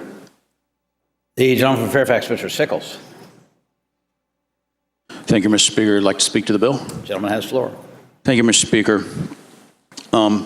In 2000, the year 2000, the Joint Commission on Health Care laid out a roadmap for us in this issue area. I've heard about it over and over through the years, and they said, let's get rid of COPN through 3 phases. And I would recommend, before we vote on this next week, that all of you do a Google search of the Joint Commission on Healthcare study on this, and you'll see what we were supposed to do and should have done and could have done by this time to solve the issue of access, because that's what we're really talking about. We're not exactly the most Medicaid-friendly and access-friendly state. We have a lot of uncompensated care. And to say this is not a repeal bill, I do want to talk to Brent Rawlings about that. I don't think that he would agree that this is not a repeal bill. And in fact, only 14 states have repealed. It's not half the states, it's 14 states. Let me tell you about how some of these states rank in their Medicaid spending, because we're 47. Remember, we are 47. We pay hospitals 68 cents on the dollar. Pennsylvania, which has been mentioned here today, that got rid of COPN, their Medicaid spending is 9th in the nation per capita. Their children's health insurance program, you're eligible at 314% of the federal poverty line. In Pennsylvania, eligibility for Medicaid for pregnant women is 215% of poverty line. In Virginia, it's 143. Under the CHIP program, I failed to mention Virginia was 200% of federal poverty line. In Pennsylvania, guess what they've done? They've expanded Medicaid. In fact, of the 14 states that do not have CON laws, 9 of them have expanded Medicaid. So if we can get together and solve our access issues and pay our providers what it's worth and not have them absorb these costs as uncompensated care, we have a whole new ball game. And so I would like to associate my remarks or my feelings with the gentleman from Roanoke on that.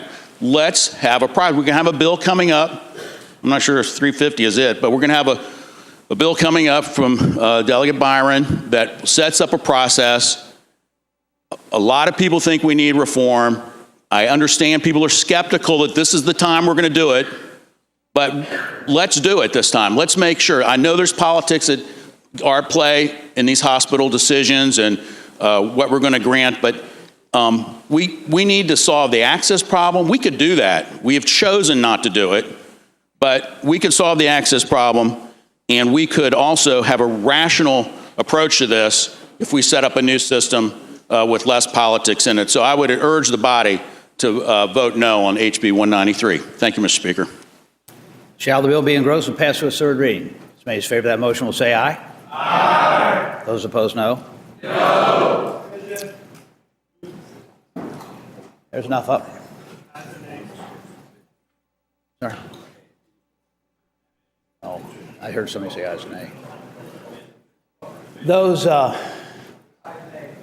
and nays. Let's do ayes and nays. Shall the bill be engrossed and passed to its third reading?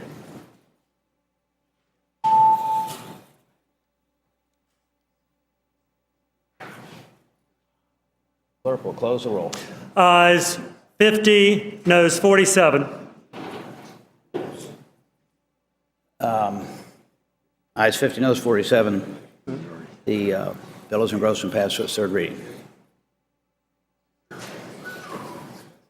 Turning to page 28, today's printed calendar, page 28. House Bill 350, a bill to amend and reenact several sections of the code relating to the Certificate of Public Need Program. Report for the Committee on Health Welfare Institutions with a substitute. Gentleman from Bedford. Mr. Speaker, could that go by temporarily, please? Without objection, House Bill 350 by temporarily.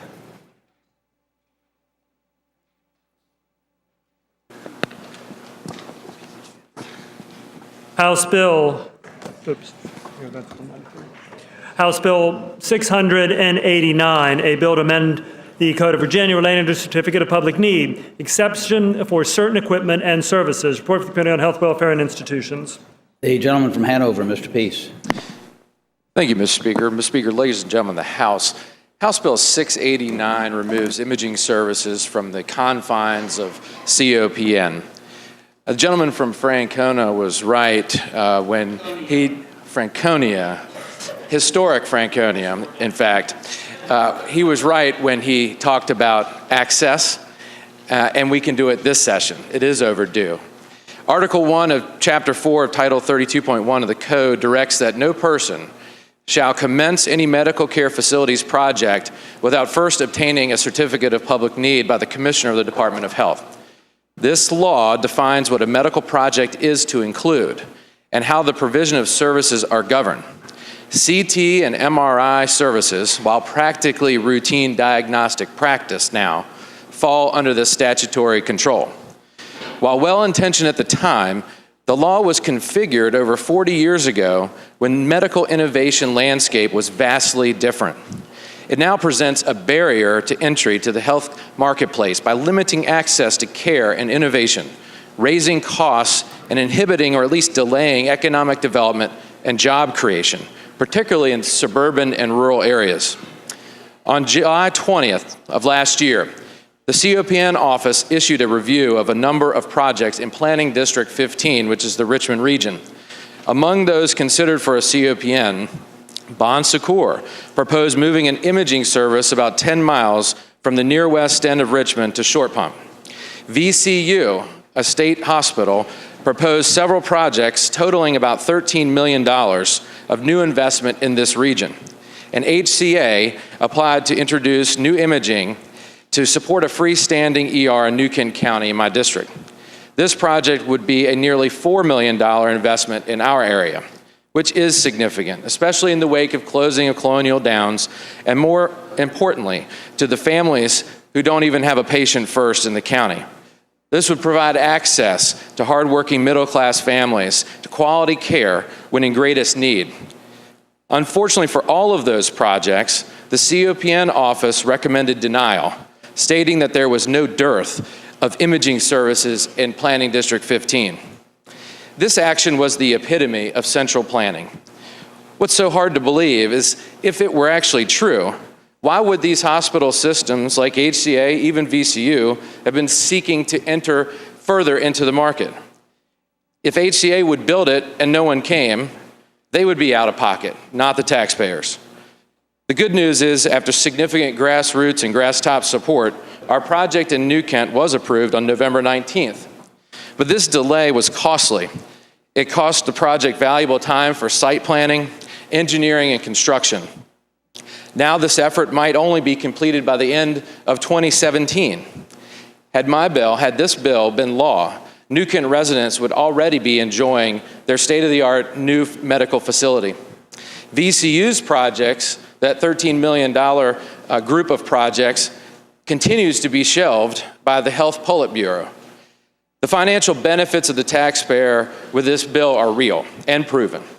MRI for a back in a doctor's office is $1,000 cheaper.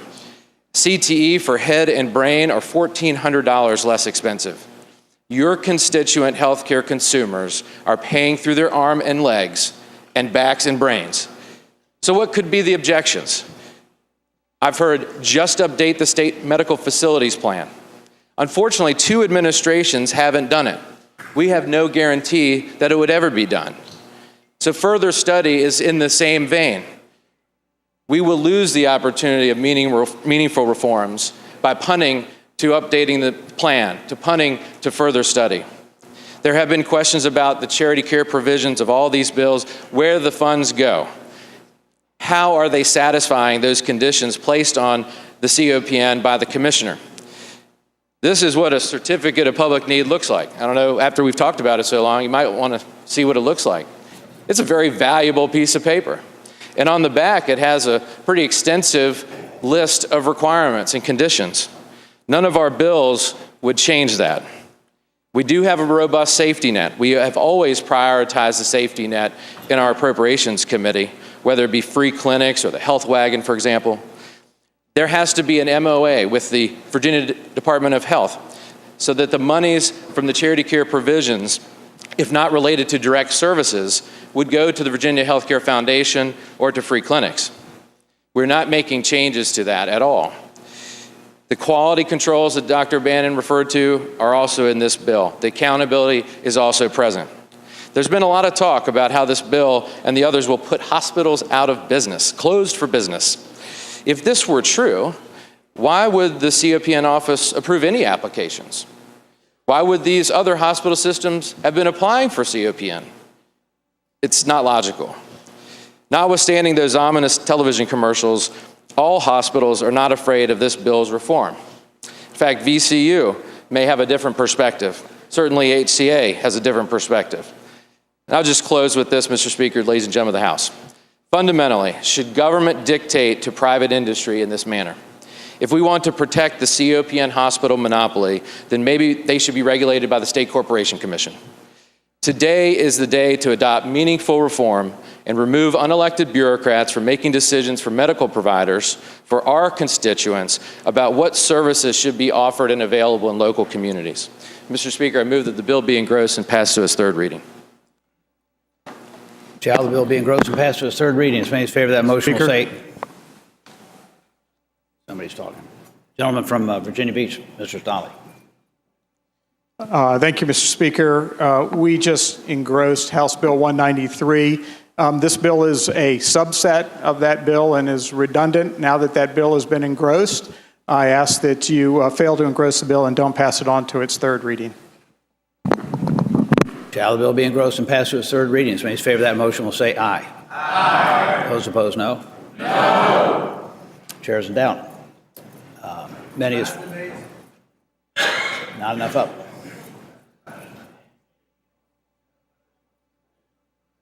Those in favor, raise their right hand.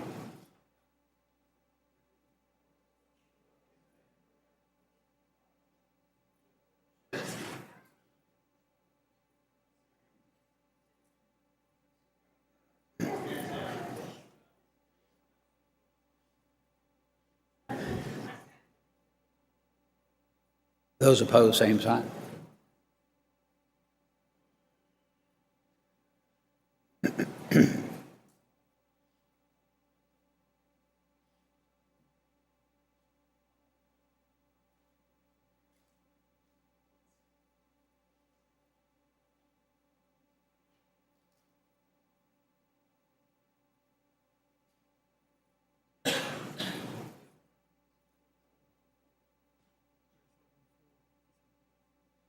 The bill fails to be engrossed. Passed to its third reading.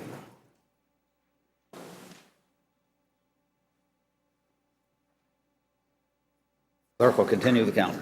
Continuing with the calendar, House Bill 1252 has been taken by for the day. Turning to page 29 of today's calendar, House Bill 36, a bill to amend and reenact section of the code relating to 12th grade government courses at public high schools, civic portion of the U.S. naturalization test. Report from the Committee on Education. Gentleman Stanton, Mr. Bell. Thank you, Mr. Speaker. Mr. Speaker, ladies and gentlemen of the House. House Bill 36 requires each local school board to implement a program of instruction in each 12th grade government course in the school division on all information and concepts contained in the civics portion of the U.S. naturalization test. It's anticipated that any physical impact to the Department of Education resulting from this legislation can be absorbed within existing resources, so there is no physical impact. I would ask that the bill be engrossed and passed to its third reading. Shall the bill be engrossed and passed to its third reading? As many as favor that motion will say aye. Aye. Those opposed, no. The bill is engrossed and passed to its third reading. Continuing with House Bill second reading, regular calendar, House Bill 44, a bill to amend and reenact section of the code relating to workers' compensation, presumption, injuries, and course of employment. Report to the Committee on Commerce and Labor with a substitute. Gentleman from Salem, Mr. Habib. Mr. Speaker, I move adoption of the committee substitute. Questions on adoption of the committee substitute? As many as favor that motion will say aye. Aye. Those opposed, no. The substitute is agreed to. Gentleman from Salem. Mr. Speaker, members of the body, House Bill 44 relates to certain presumption in the workers' comp world. The bill is introduced, had some opposition. The substitute that was just adopted by my seatmate, Delegate Greason, single-handedly addressed all of those concerns. The substitute was drafted by the folks representing the employees as well as the insurance carriers and the self-insured entities. I'd move we engross the bill and pass it on to its third reading. Shall the bill be engrossed and passed to its third reading? As many as favor that motion will say aye. Aye. Those opposed, no. Bill is engrossed and passed to its third reading.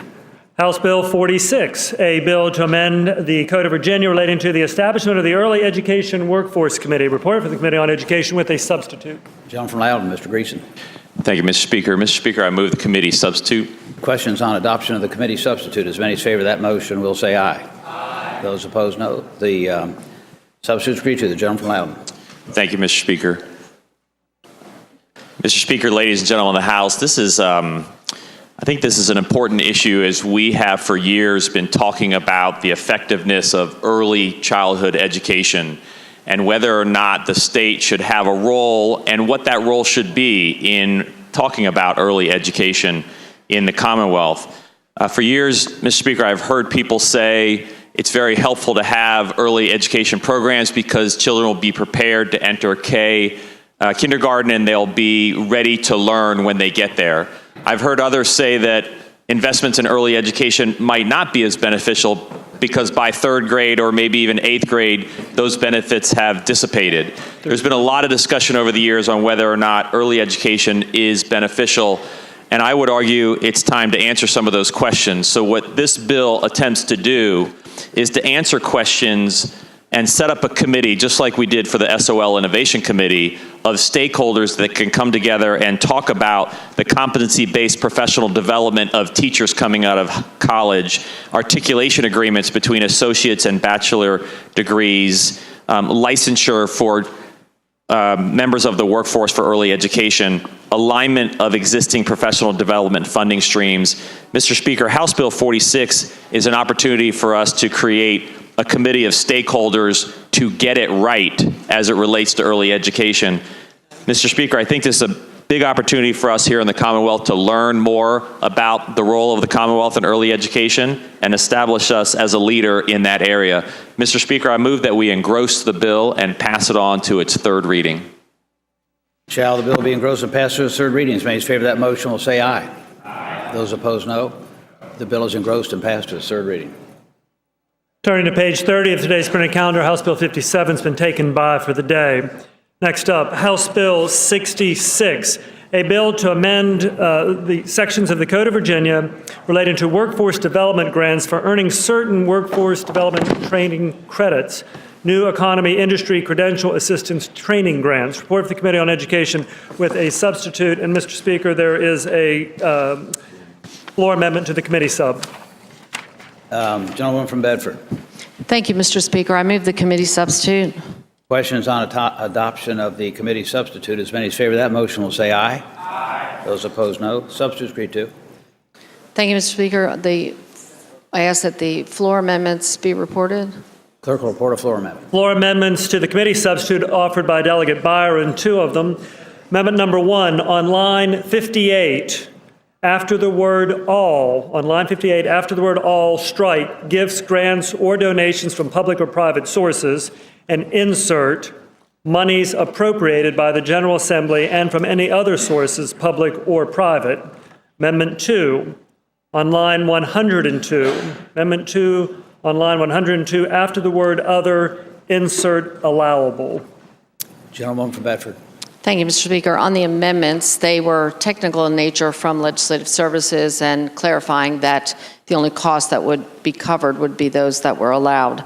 Mr. Speaker, members of the House, closing the skills... To adopt the floor amendments? Move adoption of the floor amendments. Questions on adoption of the floor amendments? May as favor that motion will say aye. Aye. Those opposed, no. Floor amendments agreed to. Gentlewoman. Thank you, Mr. Speaker. Members of the House, closing the skills gaps in our workforce is the #1 priority of nearly every big business organization in the Commonwealth of Virginia. We cannot build a new economy without the right talent at the right time to get us there. This bill represents a transformation of our notion of higher education in the Commonwealth. This bill represents our recognition that high-demand jobs require industry credentials, not just degrees. This is the first performance-based program of its kind in the country. 175,000 jobs requiring technical skills went unfilled in Virginia last year for at least 30 days. 40 to 65% of all jobs over the next decade will require these middle skill credentials. Whether someone's a student, underemployed, or a career switcher, we now have a resource for the first time to incentivize real career pathways. We'll do it through industry credential attainment for high-demand occupations at our community colleges and higher education centers. These funds will be exclusively for non-credit workforce training programs leading to industry-recognized credentials of high-demand occupations. For example, a pharmacy technician certification can be earned in less than a semester and earn over $30,000 a year. A manufacturing technician certification can be earned in 100 hours, which is 6 weeks, and earn over $45,000 a year. And cybersecurity professionals can earn various certifications in less than 2 semesters and start over $60,000 a year. The Virginia Board of Workforce Development, SCHEV, and each eligible institution will protect the integrity of the program and assure the results. In fact, this grant requires the student to pay 1/3 of the program costs. The student will also be responsible for another 1/3 of the program costs if they don't complete the training. This is a good program. Give me a minute here, okay? Conversely, the eligible education institution is responsible for 1/3 of the cost. That's something you don't hear very often if they don't get the student to continue through the program. Mr. Speaker, we take a great deal of time in this body talking about incentives and our slowing economy. I can't think of a better investment to ensure the success of our future than in raising the skills of its citizens. In closing, Mr. Speaker, this particular bill cannot be understated.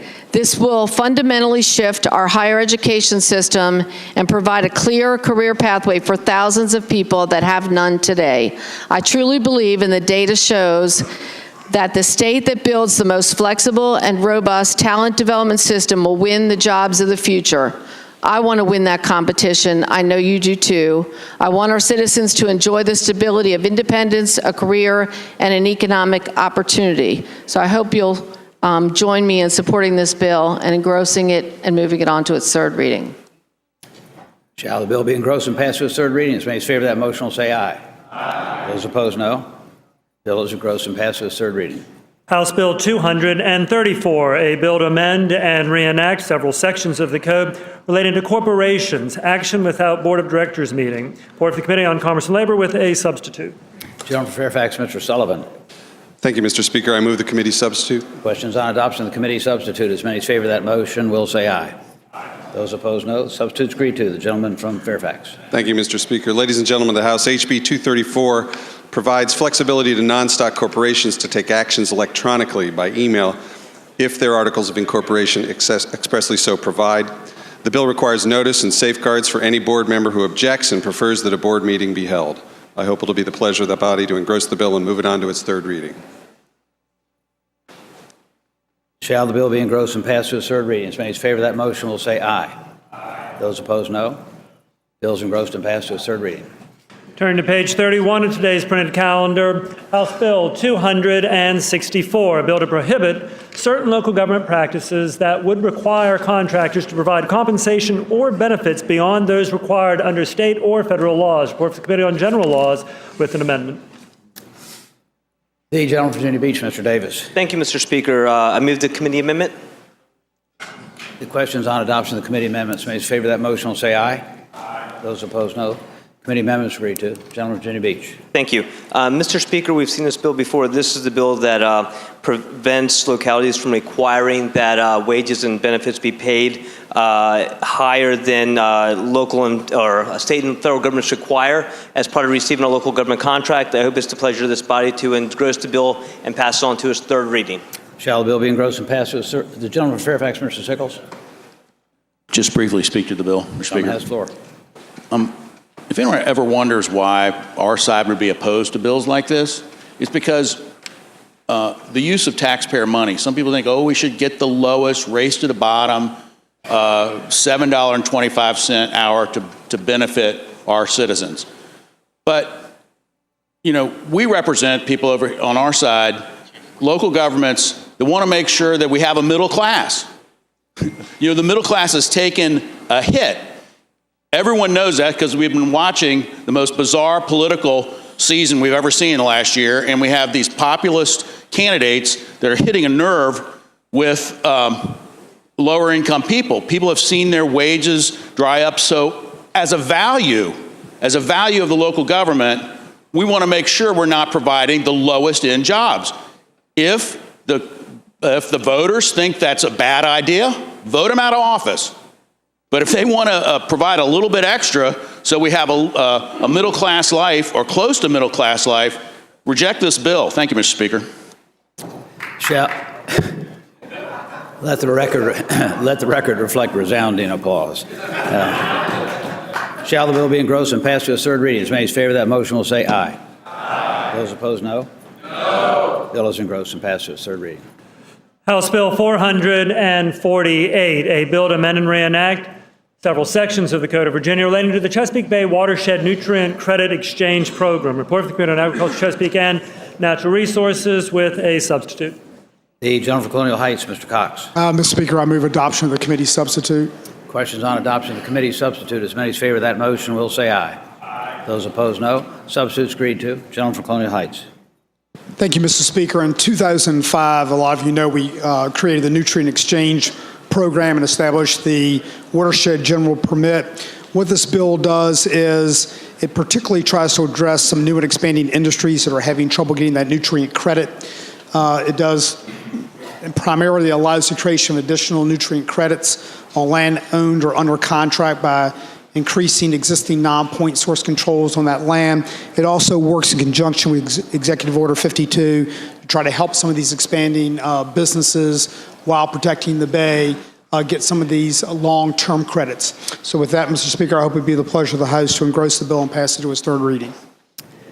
Shall the bill be engrossed and pass the third reading? As many as favor that motion will say aye. Those opposed, no. The bill is engrossed and passed to its third reading. House Bill 521, a bill to amend and reenact a section of the code relating to the Board of Education, annual report, local reporting requirements. Report for the Committee on Education. The gentleman from Fairfax, Mr. Lemunyan. Thank you, Mr. Speaker. Mr. Speaker, ladies and gentlemen of the House, House Bill 521 pertains to the annual report that we receive from the State Board of Education.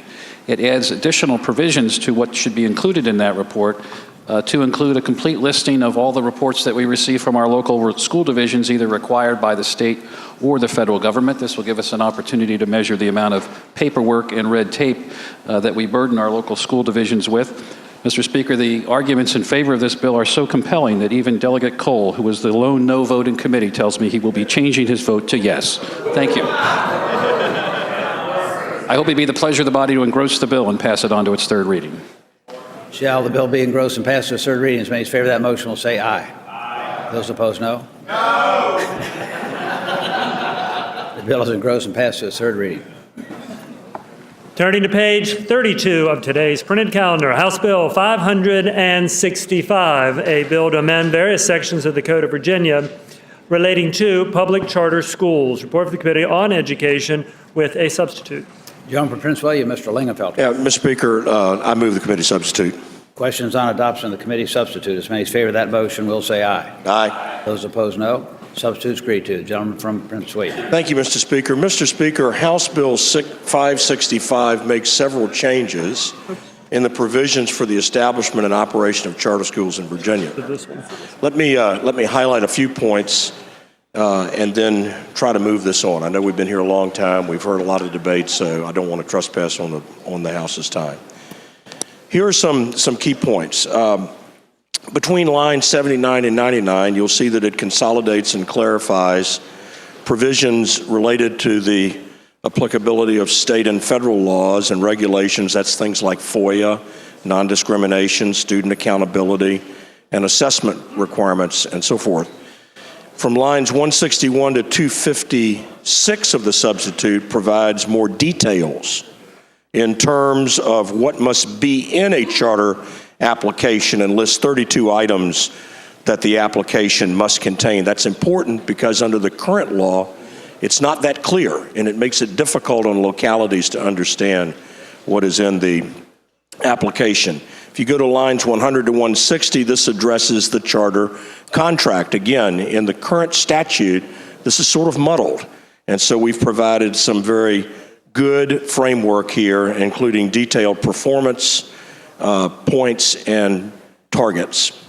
In lines 318 through 346, this makes clear that the State Board of Education may make specific findings to grant applications previously denied by a local school board, but only up to 5 per year. So there's a sort of a glide path here. We're not going to fling open the doors, as it were. Additionally, in lines 344 through 46, this provides that provisions related to the board review, the higher education review, only go into effect in 2017 if the November 2016 resolution passes, sponsored by the gentleman from Albemarle. Mr. Speaker, let me make some quick points here and then we'll move on. You recall, Mr. Speaker, in 2005, you came to my office and you asked me to really dig in on this charter school reform business. And I took that charge seriously. And over the years, we have attempted to make our charter school law in Virginia one that works. But our efforts, frankly, Mr. Speaker, have done precious little to advance charter schools. The opposition has ensured that the charter law is both Byzantine and an impediment to growing charter schools in Virginia. In the first 5 years of when the charter school law was authorized, school boards that were enrolling almost half of Virginia's students voted on resolutions saying, we'll never do charter schools. 5 years in, and the gates went up. The rest of the nation, in the meantime, has moved ahead of Virginia. 18 years later, we have 9 charter schools in Virginia. And you heard what the gentleman from Albemarle said about our neighboring states. They're speeding ahead of us. The evidence, contrary to what the opposition says, is telling us that charters work and people are lined up to partake in them. Here are a few points.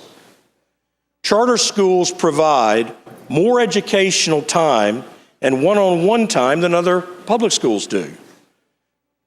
Charter schools are some of the nation's most successful public schools, and that's an important point. They are public schools. U.S. News and World Report has ranked the number 2 and the number 4 top high schools in the country, and they were charters. Public charter schools are helping to close the achievement gap, helping children in minority and underserved communities to succeed. On average, nationwide, charter schools serve more minorities and more students eligible for free and reduced lunch than other public schools. Remarkable. Remarkable. Graduation rates at charter schools are higher than are in public schools, and students are 11% more likely to graduate. Students from charter schools are accepted into college at higher rates than in public schools, and students are, again, 11% more likely to attend college. The opposition will tell you that we don't trust localities to make these decisions, but this is a false argument. It's not about trust, it's about a clear vision. And we know that charters work. Our critics will sometimes, Mr. Speaker, point to a 2009 study from the Center of Research on Education Outcomes at Stanford University. However, every study by this same institution since shows that as a whole, charters perform much better. A 2015 study by the same institution examined charters in 41 urban areas in 22 states over a 5-year period and found charters collectively provide, quote, significantly higher levels of annual growth in both math and reading compared to their traditional public school peers, unquote. Parents want school choice, Mr. Speaker. They see the need clearly, even if politicians don't. And all of us, I believe, will see very clearly in November that Virginians want this. Let me conclude, Mr. Speaker, with this point. This is from an editorial recently written on the 9th of February. And this is what it says. Now, these same monopoly protectors, and we're talking about the institutions which oppose charter schools, are leading the fight against a modest reform, we're talking about reform here in Virginia, of law being considered by the General Assembly. Virginia lawmakers should put the long-term interest of students, particularly children at risk, over the self-interest of the education establishment. And it concludes with this, Mr. Speaker. Research and experience have documented the success of highly qualified charters, notably in helping low-income students achieve.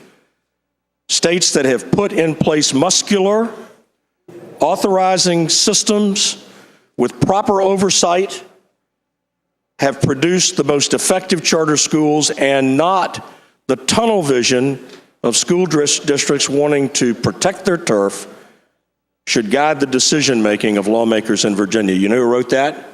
The Washington Post, that big conservative newspaper in Northern Virginia. Mr. Speaker, we have to remember that reform frequently comes from without, not from within. You only have to look at the institution I dearly love, the U.S. Army, to see that. It took Harry Truman, someone from without that institution, to deal with segregation, and the Army was better for his leadership.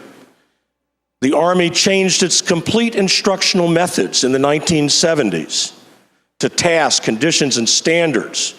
You know what we did there? The outside influence was, oddly enough, the education community. that told us we can train better. Reform came from without. Unfortunately, we have not seen that reform in Virginia. So let me conclude with this. This reform will lead to responsible and needed growth in charter schools in Virginia, but more importantly, in many cases, kids will have a better opportunity to benefit from the improved educational setting that will demonstrably and clearly indicate that charters will work if they are given a chance. Mr. Speaker, public schools have nothing to fear from healthy competition, and they have all to learn from it. I move we engross the bill and pass it to a third reading. The clerk will report a floor amendment. A floor amendment has been submitted to the committee substitute by Delegate Albo. Amendment number one amendment on line 321. On line 321, after such application, strike and three little i's and insert three little i's.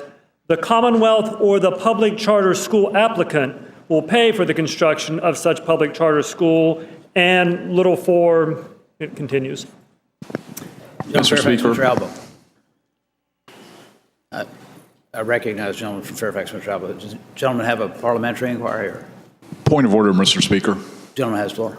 Mr. Speaker, I'd ask the Speaker whether the amendment is germane, given the fact that the substitute we have adopted has removed all portions related to funding, and I believe the gentleman's amendment deals with funding. Well, let's take a look at it.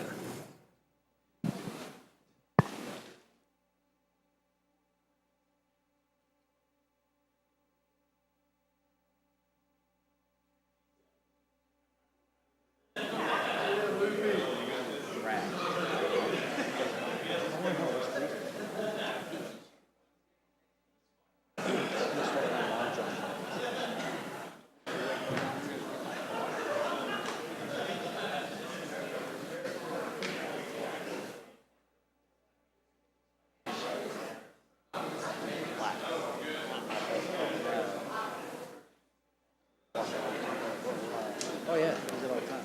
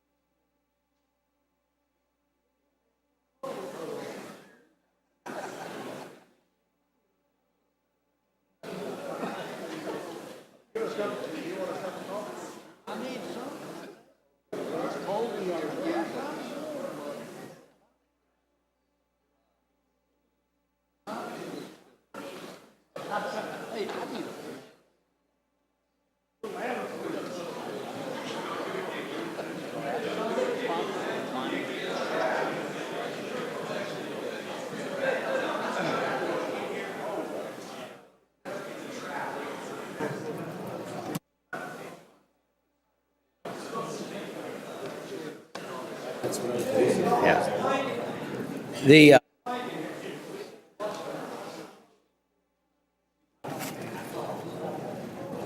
The gentleman from Augusta, Mr. Landis, questioned whether or not the floor amendment offered by the gentleman from Fairfax was germane to the substitute.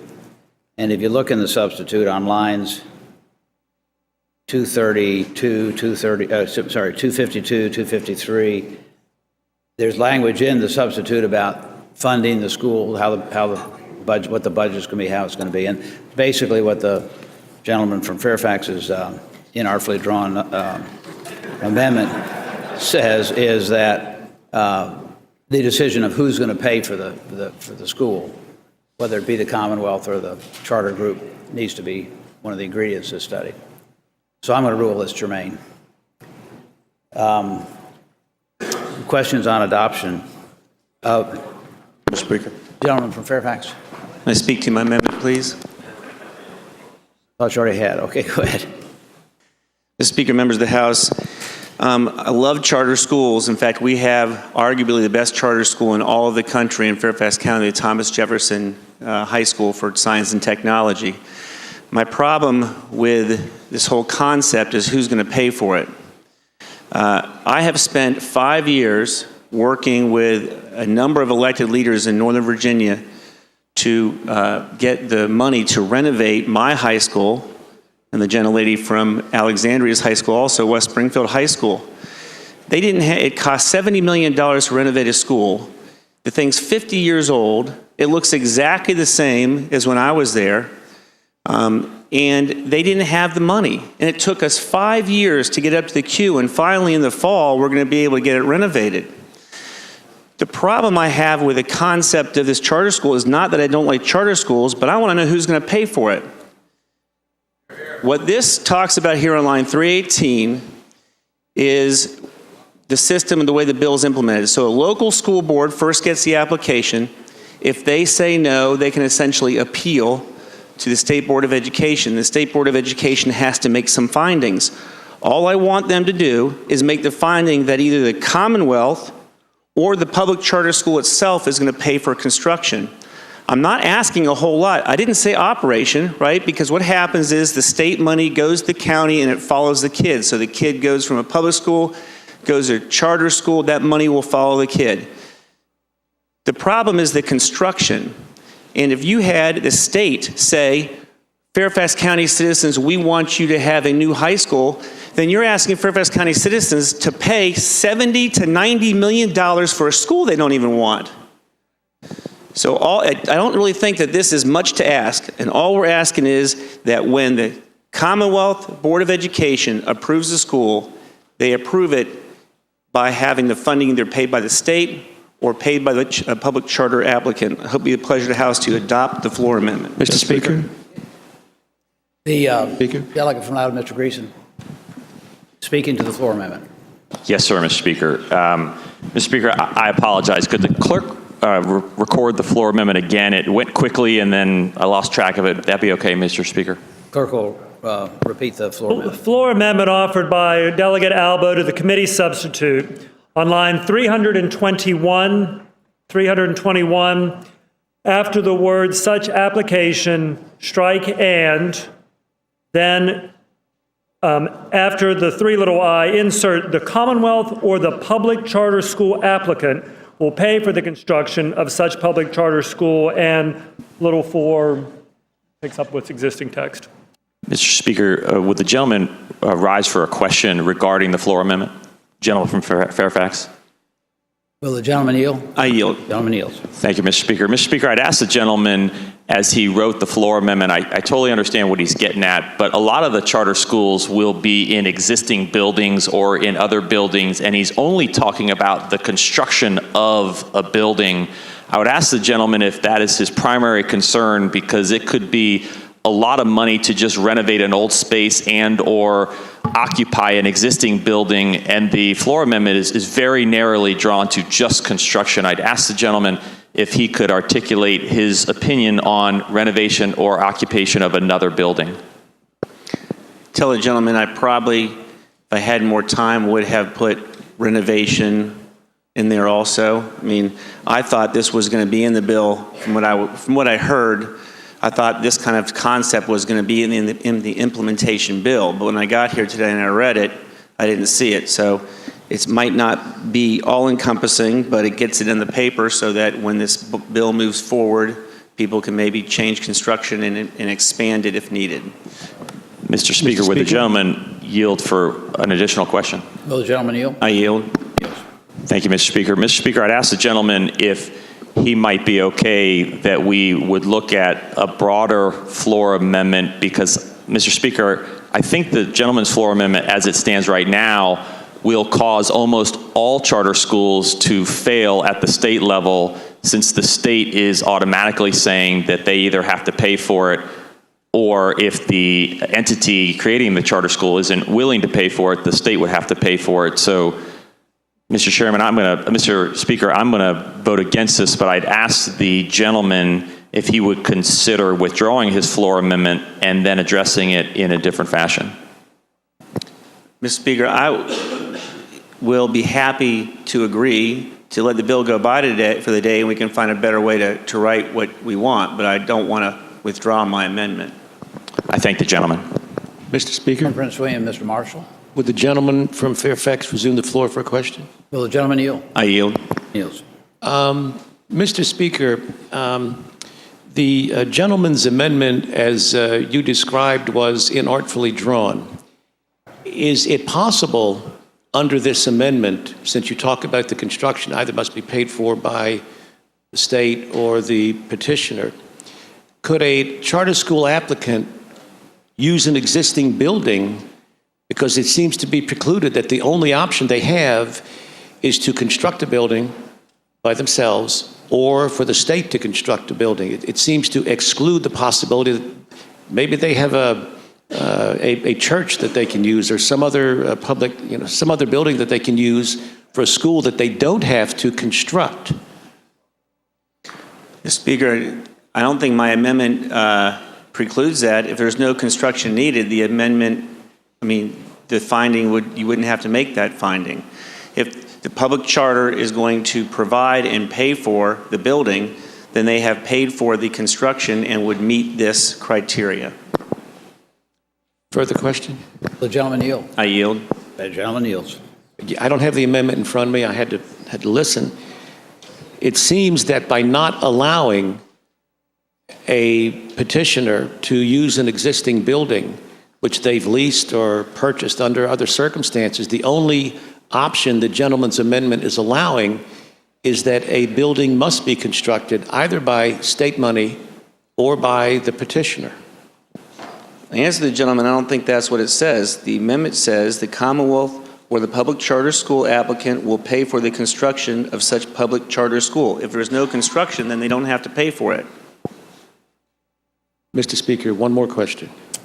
Gentleman yield. I yield. Gentleman yields. It seems that the only option the gentleman is allowing is not that either they may use an existing building which they have renovated or which would pass building code. You don't say that. You only provide for construction of a school either by the state or by the petitioner. So it seems to exclude the use of an existing building, and I would hope the gentleman would address it if he... I answer the gentleman is I don't agree with your interpretation of my amendment. My amendment says if there's construction, the state or the public charter school has to pay for it. If there's no construction, then the criteria is automatically met because the point's moot. You don't have to talk about construction since it doesn't exist. Mr. Speaker, I'd like to address it very briefly. Yeah, I got some other people I need to. The gentlewoman from Richmond City, Mr. Collins, speaking to the floor amendment. Yes. The gentlewoman has floor. I will speak to the bill later, hopefully. But, Mr. Speaker, ladies and gentlemen of the House, I hope you will adopt this floor amendment. The city of Richmond actually has approved 2 charter schools, and one of them it approved conditionally. And the condition was that that school, which did not have a facility, the condition was that they provide their plan for a facility. In that case, they either would have had to construct it or go find a new building. But their original application, they didn't have anything. And without the gentleman from Fairfax's amendment, it is possible that the state could override the locality, have a charter school go in place with no plan for the building it's going to be in, and then the locality will have to be on the hook to build it. And with the gentleman's commitment, which I believe I heard him make, that he would continue to work on making sure that a renovated building, because that was also an issue with the second charter school approved by the city of Richmond, we absolutely need to avoid any situation where a locality is trying to do the right thing and make sure this charter school does not put them on the hook to build or renovate a school that they don't have the funds to do in order for that school to succeed. So I hope you will adopt the amendment. The gentleman from Albemarle, Mr. Bell. Mr. Chair, Mr. Speaker, I think that we are kind of not accurately describing these schools. These are public schools, and the reason that matters would be if the locality is working with the charter schools, if they are willing to be a cooperative partner in this, you are taking kids from the school that has the kid and putting them into another public school. And I'll give you the example of one of the very few schools that has been approved and worked its way through the labyrinth is the Albemarle Public Charter.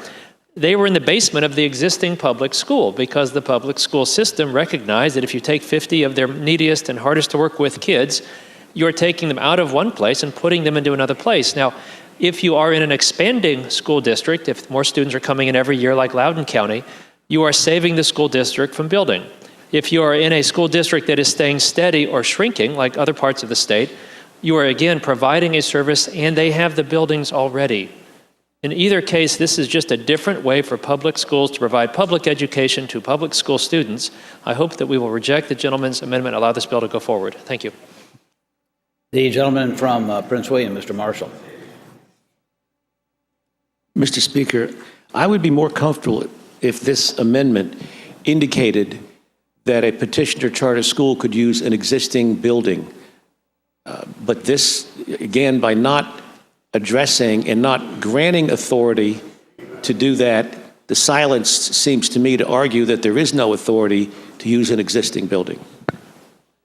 The question is on the adoption of the floor amendment offered by the gentleman, the gentleman from Prince William, Ms. Langfelder. Mr. Speaker, speaking to floor amendment. Gentleman has floor. In reading the floor amendment, I'm not sure it actually is constructed properly, but we'll leave that aside for a second. If you wanted to propose an amendment that is the very example of what we have been dealing with since 2005, this is it. This is exactly it.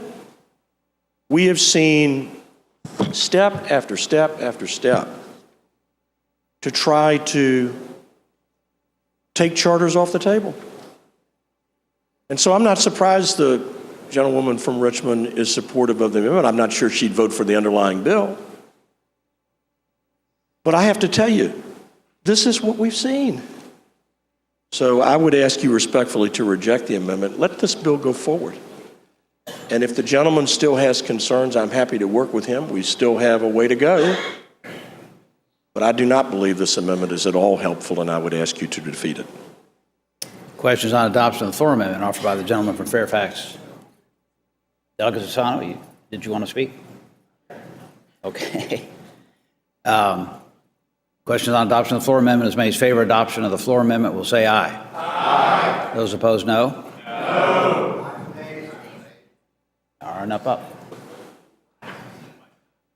Shall the floor amendment be agreed to?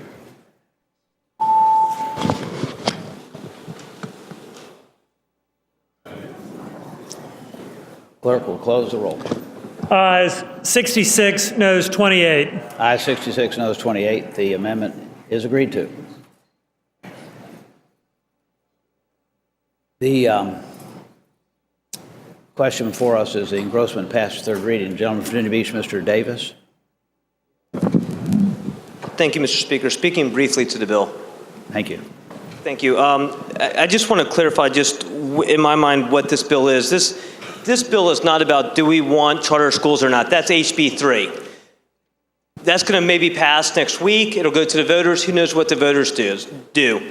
This bill is if HB 3 passes and the voters pass it, should the BOE be allowed to proliferate charter schools across the state, or should there be some restrictions around it? And that's what this bill does. This bill says if the BOE has the ability to put charter schools in there, they can only do 5 a year. They have to give preference to those areas that are underserved. They can't go out and proliferate these things in one area. It's just one per district max. And it provides those restrictions. And for me, being from Virginia Beach, where we have a great charter school, we have a great academy, we don't need these restrictions This is what provides my district protection, but allows those that are underserved, that really fall through the cracks, or on the rest of the Commonwealth of Virginia, to get the opportunity they deserve for their future. Thank you very much, Mr. Speaker. Does the gentleman from Richmond City, a gentlewoman from Richmond City, Ms. McClellan. Thank you, Mr. Speaker. Speaking to the bill. Gentlewoman has the floor. Thank you, Mr. Speaker, ladies and gentlemen of the House. This is not a speech against charter schools. If it was, I would have spoken against House Bill 3. This is a speech that if we are going to do charter schools, we have to get it right. Since Reconstruction, we have operated under the policy that local school divisions, localities, would primarily have control over education in this Commonwealth.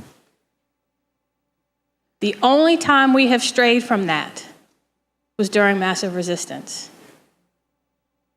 when the General Assembly, under the Gray Plan, which was also adopted in a referendum as a constitutional amendment, put a law in place to automatically close any local school that the local school board decided to integrate. Arlington County overwhelmingly voted against the Gray Amendment.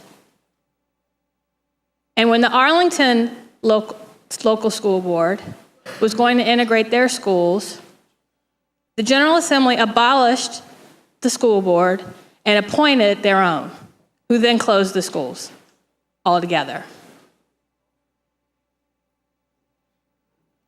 That is why there are a large number of people who do not believe it is a good idea to take control away from the locality on deciding whether and how to implement a charter school. Now, the gentleman from Prince William gave you some studies. There was an equally, if not large, body of studies that show that on average, across the country, charter schools have not improved academic performance.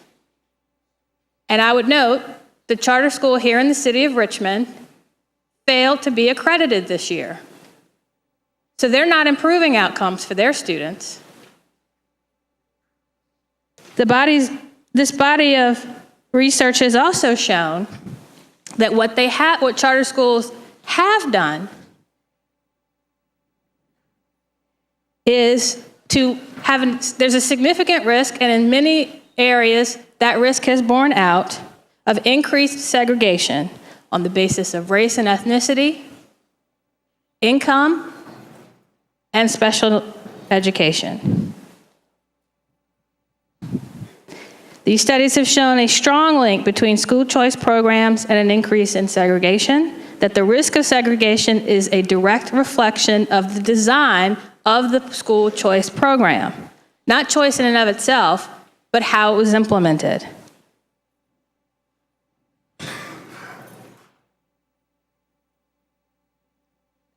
Now, that is not to say that the proponents of charter schools intend segregation. They don't.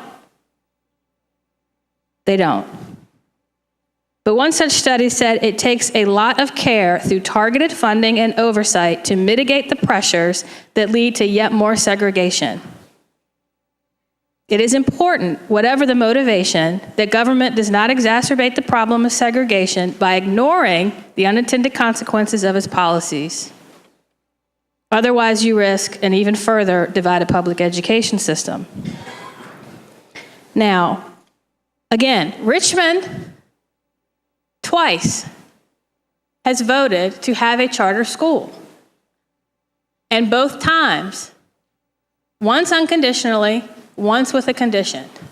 And both times they looked at the merits of the charter. They wanted to have it. They wanted to have charter schools, the school board. But the organizations that brought those applications forward did not have their act together. The first one insisted on being in a building that the school board closed because it did not meet all of the federal requirements under ADA. It needed massive renovations, and Richmond didn't have the money to do it. And for the first few years of getting that charter school up and running, the biggest fight was over who's going to pay to renovate the Patrick Henry building that the applicants insisted their school go into. The second school, as you heard me say, the condition was you have to show us that you have a facility, you have a plan to pay for it, you have a plan for transportation for your students, you have a plan for special education students and English language learners. If you do that, you can open your school. They never did it. Now, under this bill, particularly the lines we just amended, which does alleviate some of the problem, but doesn't completely fix it. Under this bill, if a local school board has denied an application for whatever reason, a state unelected board can bypass the will of the elected local officials if the standards of a nationally recognized organization are met, if by some vague measure the local community supports it, doesn't say you have to have a referendum, just support, and a subjective view if the greater weight of the evidence is in support of the application. Now, I don't know what that means.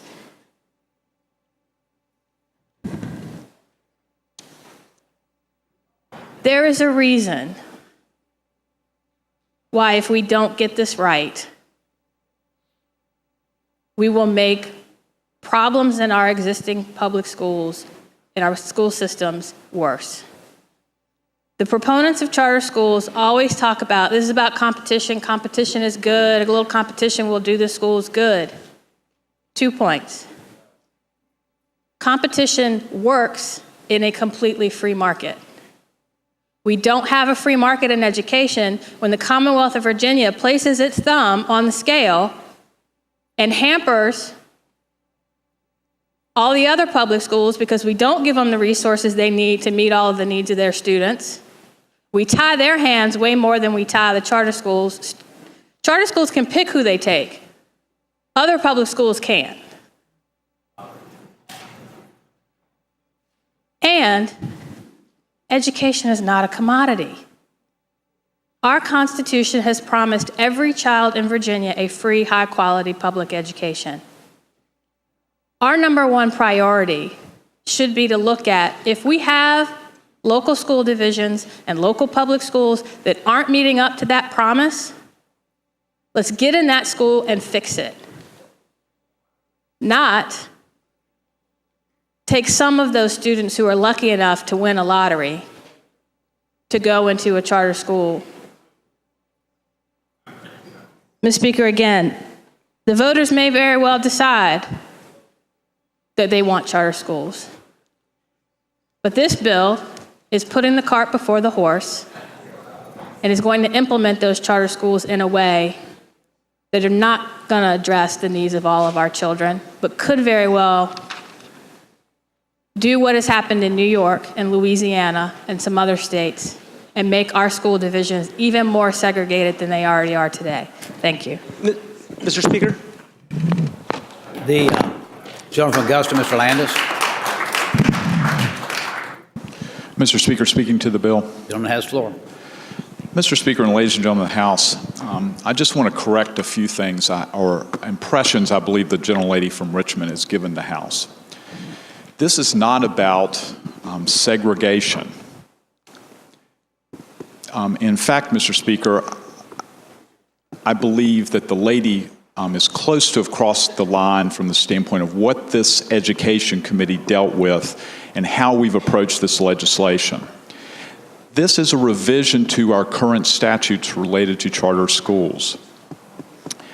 What we are attempting to try to do is to provide some additional opportunity for children. We have tried to approach public education issues and education issues in a bipartisan manner. But this is not about segregation. This is not about an attempt to specify which students or other students can or can't. We want all students to succeed, and we want them to be able to have access to charter schools. The fact is, we only have 9 in the Commonwealth of Virginia. The District of Columbia has 30-some charter schools. So this was about segregation or race. What is going on in the District of Columbia or other states that have charter public schools? The other thing about this is, from my perspective, we've lost what the purpose of what public school choice is about. It's to try to help children. And yes, maybe Richmond's, one of their charter schools is struggling, but the fact is many of Richmond's schools are struggling.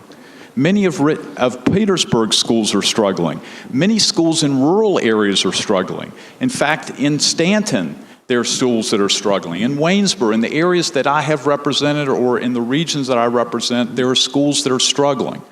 The purpose of this bill and the resolution to try to have the referendum is to allow some choice so parents and students have access to try to solve some of the problems for those schools that are challenged and having problems. Charter schools will not be the panacea, will not be the end-all and be-all, but it is a choice. And that is what we're trying to provide with this legislation. So I wish that we would not take this argument to whether certain students or other students can or cannot access. The purpose is for every student to be able to access based on how the charter is adopted and set up. And that's why it's called a charter, because it's a contract between the parents, the public schools, and more importantly, providing opportunity for students. So I hope you'll pass the bill. The gentleman from Suffolk, Mr. Morris. Mr. Speaker, will the gentlelady from Richmond rise for a question? Will the gentlewoman yield? I yield. Gentlewoman yields. Mr. Speaker, the lady made several references to segregation and race. And segregation is a state activity to force separation. So my question for the gentlelady, is it her allegation that the purpose of these charter schools is a state activity to force separation of the races? No, Mr. Speaker. I would answer the gentleman if he was listening carefully. What I said was, I did not believe that the proponents of charter schools intended to segregate our schools on any basis. But there is de facto segregation and there is segregation by law. And my point is, and the studies have shown this, that the impact of charter schools in some of the states that have adopted them has been to exacerbate segregation of schools on the basis of race and ethnicity, income, and special education. And my concern is if we do not get this right, we could have the same problem here. Again, I am not saying that anybody in this room, in this building, wants to segregate schools. But we have an obligation to make sure when we adopt public policy, we do it in a way that de facto won't. Thank you, Mr. Speaker. The question is on the engrossment passage third reading. As many as favor the motion to engross and pass the third reading, House Bill 565, will please say aye. Aye. Those opposed, no? No. Chair is in doubt. As many as favor the motion will raise their right hand.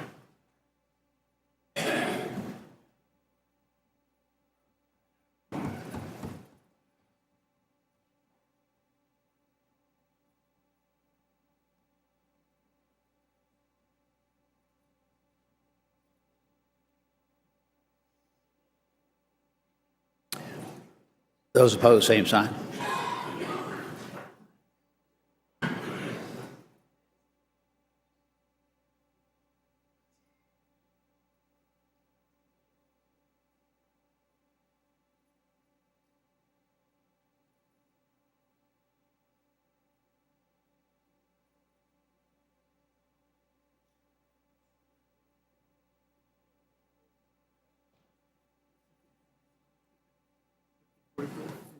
Yeah, bills engrossed and passed to a third reading.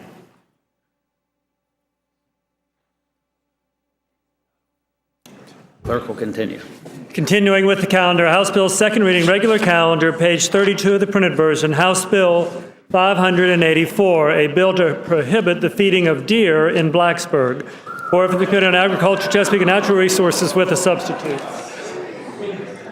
For something completely different. And we just got one big topic after another. The gentleman from Giles, Mr. Yost. Thank you, Mr. Speaker. I move adoption of the committee substitute. Anybody know what sound a deer makes?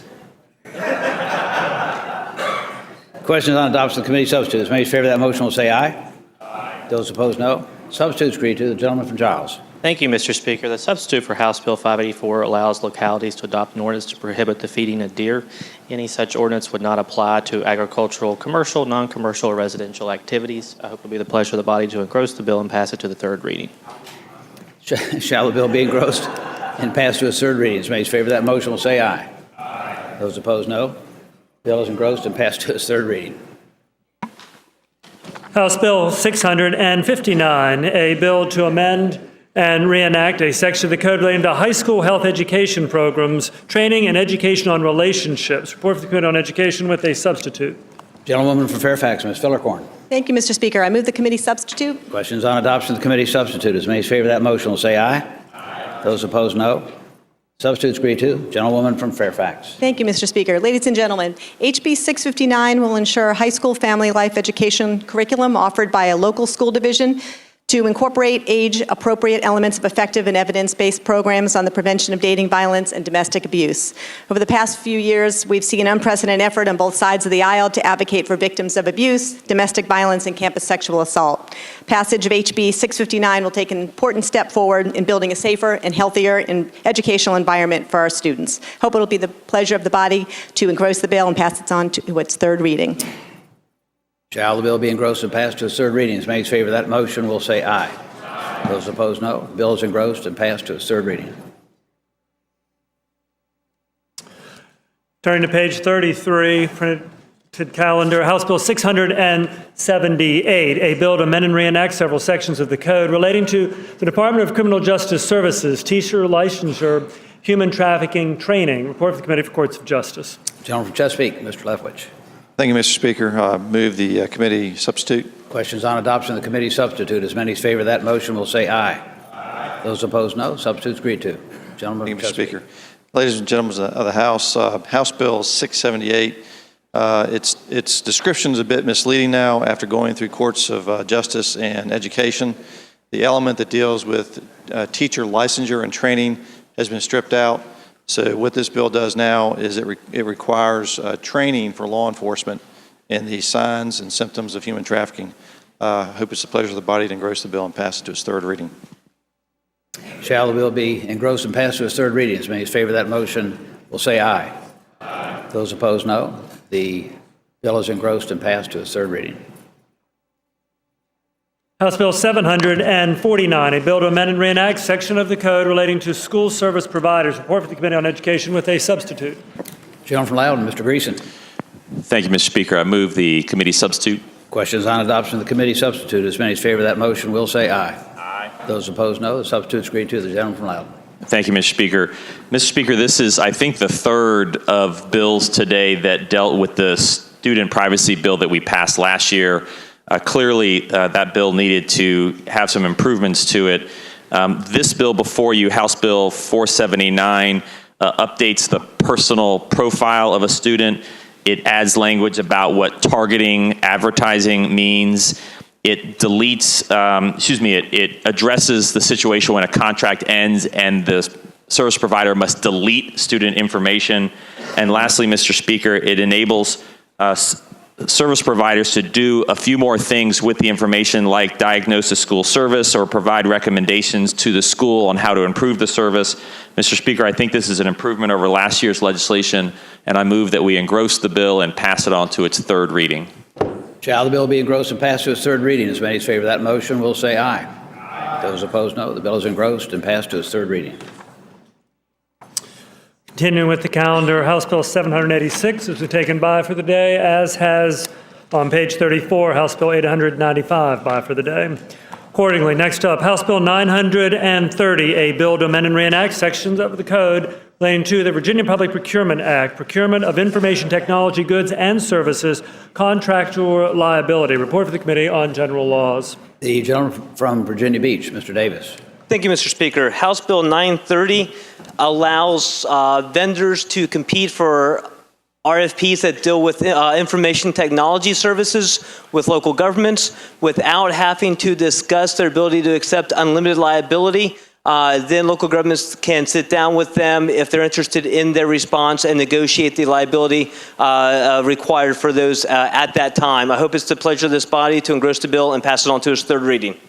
Shall the bill be engrossed and passed to its third reading? As many as favor that motion will say aye.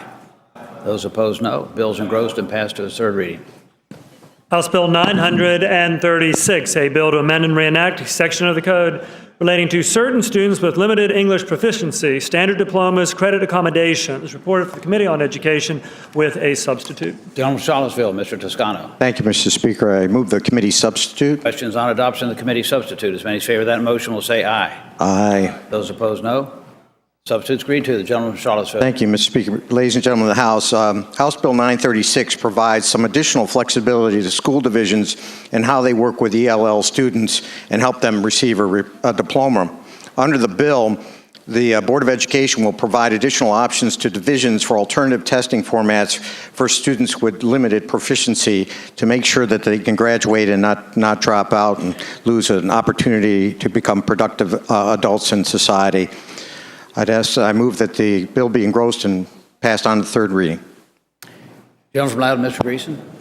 Thank you, Mr. Speaker. Would the gentleman yield for a question? Gentleman yield. Happy to yield. Thank you. Yield. Thank you, Mr. Speaker. I'd ask the gentleman as a friendly question just to make sure we have the right version in front of the House.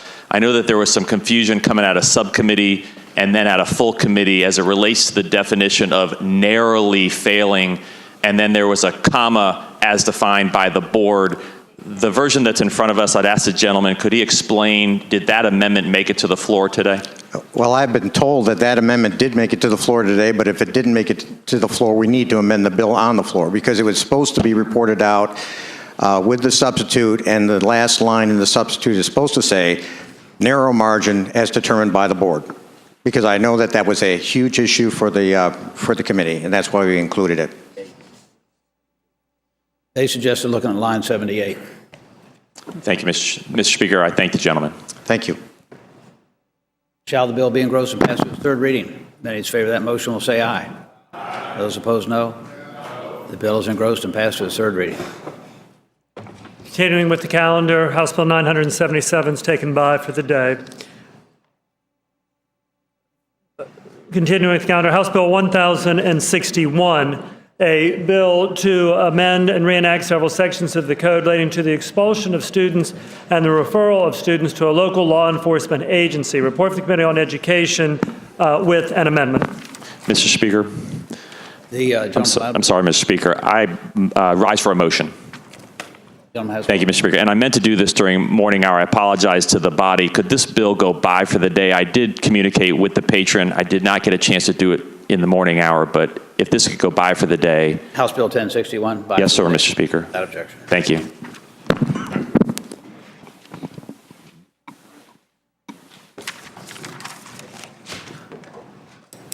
Turning to page 36 of the calendar, House Bill 1103, a bill to amend and reenact a section of the code relating to ABLE savings trust accounts, exclusion from determination of state means tested assistance and benefits. Report for the Committee on Education. The gentlewoman from Fairfax, Ms. Fillercorn.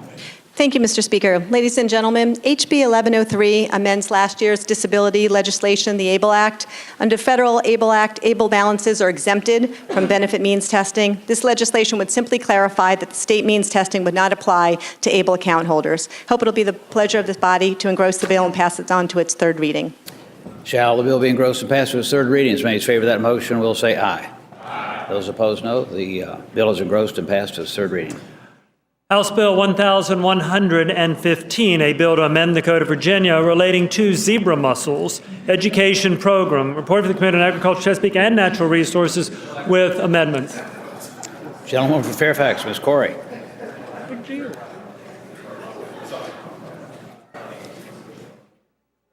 Mr. Speaker, if my colleagues will stop making unkind remarks, I would like to introduce House Bill 1115. The gentlewoman has the floor. Thank you. I'm sure they'll be attentive. House Bill 1115 directs the Director of the Department of Inland Game and Fisheries to establish an education program that instructs boaters and other members of the public in methods of preventing or slowing the infestation of the waters of the Commonwealth by zebra mussels or other non-indigenous aquatic nuisance species. Excuse me, Mr. Speaker, I forgot to move the committee amendments. May I move the committee amendments? Questions on adoption of the committee amendment. As many as favor that motion will say aye. Aye. Those opposed, no. Amendment is agreed to. Gentlewoman from Fairfax. Thank you, Mr. Speaker. The education program will be delivered through boating safety education programs and will include cleaning and draining guidelines, designated times for watercraft and other recreational equipment to be cleaned, and public outreach, including published instruction and training videos. Mr. Speaker, zebra mussels unfortunately have a silly name, but in fact, they are very dangerous. And Virginia is surrounded by states that are infested with zebra mussels. Zebra mussels are They are actually a threat to the economy. There are apparently millions of dollars that are lost every year by the infestation of zebra mussels in our waterways.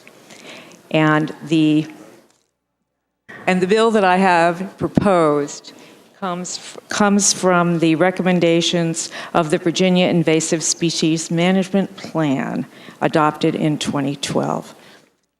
Mr. Speaker, I hope that the members of the House will engross the bill and pass it on to its third reading.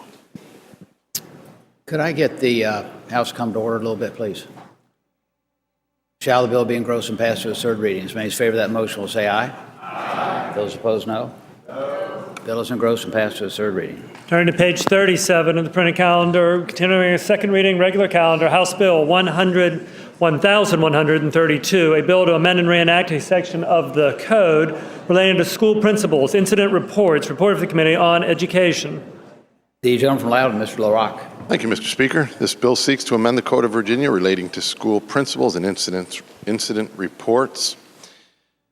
Currently, the Code of Virginia requires schools to report more than 40 offenses to law enforcement, even misdemeanors and behavior that is not a crime. As a result, the Center for Public Integrity identified Virginia as first in the nation for referring students to law enforcement.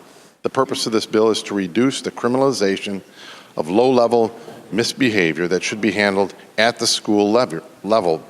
Behavior that used to land students in the principal office now lands them in court. We don't want kids to be saddled with criminal records just because they acted up. If passed,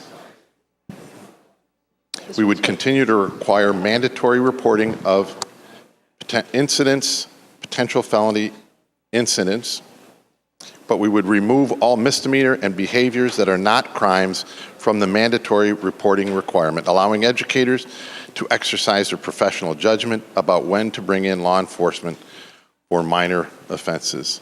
I move that the bill be engrossed and move to its third reading.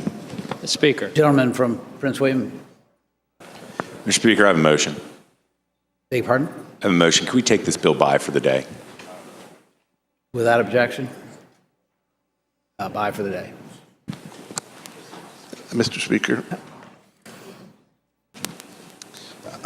Before that, Mr. Speaker. Thank you, Mr. Speaker. I just, before that motion is accepted, could I just ask for clarification if that was a motion that perhaps was intended to be made for the next bill, which is 1134. They're very similar, and I just consulted with some other delegates who asked to have 1134 passed by for the day. Gentleman, Prince William. Mr. Speaker, I mean to take both of them by for the day. Thank you. Without objection, House Bill 1132 and 1134 by for the day. Accordingly, next up, House Bill 1231, a bill to amend and reenact section of the code relating to dogs chasing livestock. Report for the Committee on Agriculture, Chesapeake, and Natural Resources with a substitute. Gentleman from. Mr. Speaker, I'd move to submit the substitute. The question is on adoption of the committee substitute. As many as favor that motion will say aye. Those opposed, no. Substitute is agreed to. Thank you, Mr. Speaker. Ladies and gentlemen of this body, I wanted to speak to House Bill 1231, which will solve a great injustice for our family friend, the canine. Years ago, chickens were on farms, and this bill was passed to protect those chickens from dogs coming on their property and killing the chickens. However, we have allowed now chickens to live within city limits and town lines. And therefore, people have 1 or 2 chickens in their backyards. And therefore, their neighbors, like Sophie the yellow lab, want to get to the chickens because instinctively they want to eat chicken because, of course, it tastes like chicken. So we have disrupted the very delicate balance between dog and chicken. So as it stands now, Sophie, the yellow lab, who your child, when they're 5 years old, picked out from the shelter to bring home and be her very own dog, there's only 2 choices, ladies and gentlemen. 1, euthanasia or execution of the dog, or 2, deportation to a non-contiguous state in the Commonwealth. Now, I hope my friends on the other side of the aisle will agree with me. Deportation is not the answer.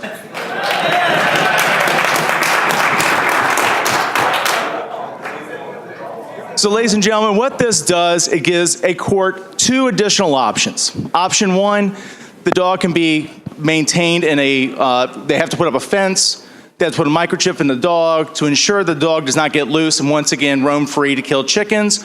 Or the court, in its discretion, can find a new household to take and adopt said dog, but that dog would still be under the same restriction of having a microchip implanted so that if it runs loose, our animal control officers will know that this, in fact, is a chicken-killing dog. And therefore, other options apply. So please, I ask that you engross this to its 3rd reading. Mr. Speaker. Gentleman from Rockridge, Mr. Klein. Gentleman yield for a question. Will the gentleman yield? Of course. Mr. Speaker, I'd ask the gentleman, would this bill in essence be granting amnesty to these dogs? Absolutely not. Absolutely not. This is the dogs would still be subject to due process. They would be given probation, basically. I think we can talk in criminal terms. They'd be microchipped, so they would be tagged forever and ever as a dog killer and be on the dog killer registry. I thank the gentleman. Gentleman resumed his seat. Shall the bill be engrossed and passed to its 3rd reading? As many as favor that motion? You Say got me with none, huh? It's Friday afternoon. Those opposed, no. Bill fails to be engrossed. Bill is engrossed and passed to its 3rd reading. Continuing with the calendar, House Bill 1234, a bill to amend and reenact 2 sections of the code relating to school security officers carrying a firearm. Report for the Committee on Education. Gentleman Prince William, Mr. Lingenfelder. Thank you, Mr. Speaker. House Bill 1234 authorizes a school security officer to carry a firearm in the performance of his duties if he is a retired law enforcement officer and the local school board grants him the authority to carry a firearm in the performance of his duties. So this is completely permissive local control. I move we engross the bill and pass it to a 3rd reading. Gentleman from Fairfax, Mr. Simon. Mr. Speaker, speaking to the bill. Gentleman has the floor. Mr. Speaker, members of the House, I know it's late and it's Friday, so I'm going to keep this brief, but it's sort of a here we go again moment. House Bill 1234 is another seemingly innocuous bill. It's limited in its scope. It's only for retired law enforcement. It's only at a local option. But what it really is this is, to use the cliche, it's a baby step towards guns in schools. Next year, we're going to see the bill that says, well, retired military folks. And next year, we're going to get the bill that says, well, teachers who are retired police officers or retired military. And then the year after that, we're going to get the bill that says all teachers can carry guns in schools. And then we're going to get the bill that says 18-year-old students can carry guns concealed in schools. This is a baby step. It's the camel's nose under the tent. It's the slippery slope. It's all those things. This is a step towards guns in schools, which will make students less safe. The fact is, most of the people, 99% of people under age 18 that are killed by firearms are not killed at school. If this is about saving kids, this is about being careful and protecting children, we'd address all those other gun deaths, not the 1% that occur on school grounds. I hope it will be the pleasure of the body not to engross the bill and pass it on to its third reading. Shall the bill be engrossed and passed to its third reading? As many as favor that motion will say aye. Aye. Those opposed, no. No. Bill is engrossed and passed to its third reading. House Bill 1279, a bill to amend and reenact several sections of the Code of Virginia relating to public schools, fire drills, lockdown drills, reported on the Committee on Education. The gentleman from Prince William, Mr. Anderson. Mr. Speaker, I would move that the bill be passed by for the day. Without objection, House Bill 1279 by for the day. House Bill 1282, a bill to amend the Code of Virginia relating to the Virginia Public Procurement Act, required contract provisions. Report from the Committee on General Laws with a substitute. Gentleman from Fairfax, Mr. Hugo. Mr. Speaker, I would ask that this bill pass by for the day. Without objection, House Bill 1282 by for the day.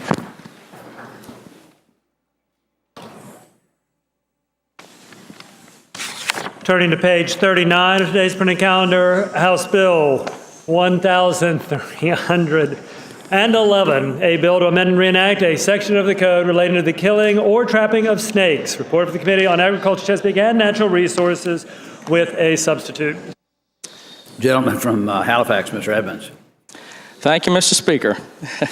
Mr. Speaker, I move the committee substitute. Questions on adoption of the committee substitute. As many as favor that motion will say aye. Those opposed, no. Substitute is agreed to. Gentleman from Halifax. Mr. Speaker, House Bill 1311 authorizes the use of snake exclusion devices by public utilities at their transmission or distribution facilities and the incidental taking of snakes resulting from the use of such devices. Mr. Speaker, this language was worked out by DGIF and the power companies to alleviate problems with snakes entering and disrupting substations. Mr. Speaker, since 2008, Mecklenburg Electric alone has had 24 snake-related outages. I move that House Bill 1311 be engrossed and passed on to its third reading. Shall the bill be engrossed and passed to its third reading? As many as favor that motion will say aye. Aye. Those opposed, no. Bill is engrossed and passed to its third reading. House Bill 1329, a bill to amend the Code of Virginia relating to trespass by hunters using dogs, penalty. Report from the Committee on Agriculture, Chesapeake, and Natural Resources. The gentleman from Campbell, Mr. Ferris. Yes, sir, Mr. Speaker. House Bill 1329 increases the penalty to a Class 3 misdemeanor for intentionally releasing of hounds, hunting dogs on the lands of another to hunt without the consent of the landowner. This bill also moves the punishment of revocation of the person's hunting license for the second offense in 2 years. Hope it be the pleasure of the body to pass this bill on to its third reading. Shall the bill be engrossed and passed to its third reading? As many as favor that motion will say aye. Aye. Those opposed, no. Bill is engrossed and passed to its third reading. Mr. Speaker, returning to page 13 of today's printed calendar, page 13, House Bill 1059, a bill to direct the Virginia Criminal Sentencing Commission to study the sentencing guidelines for heroin possession. Report from the Committee on Rules. Possession. And Mr. Speaker, there is a floor substitute. Gentleman from Albemarle, Mr. Bell. Mr. Speaker, members of the House, this is in fact the bill that was reported out of the committee in the way that was reported out of committee, so I would move the floor substitute.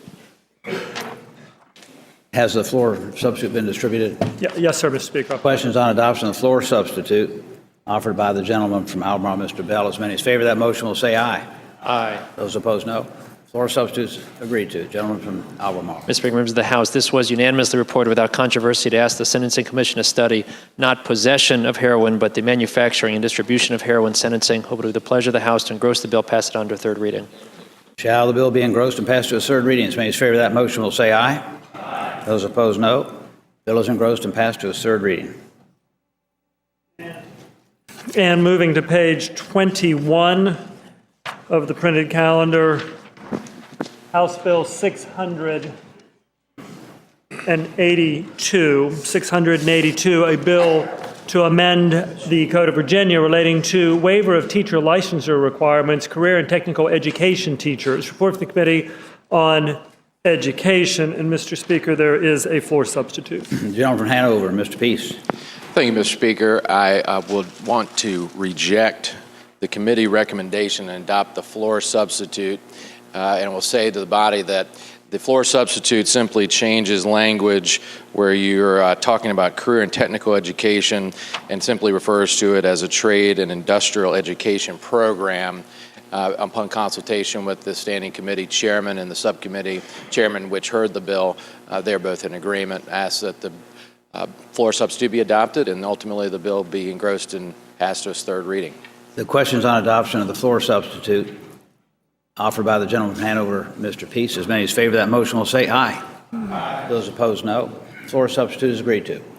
Mr. Speaker, just very briefly, the bill seeks to address a local issue which has constrained local school divisions from being able to hire people from the private sector to serve as teachers in career and technical education. If you want to have a welder to come in and teach welding, this will allow a school to do it more rapidly by providing access to a waiver of the teacher licensure requirements. And I might add, it's not a subset of any other bills, so hopefully it'll pass.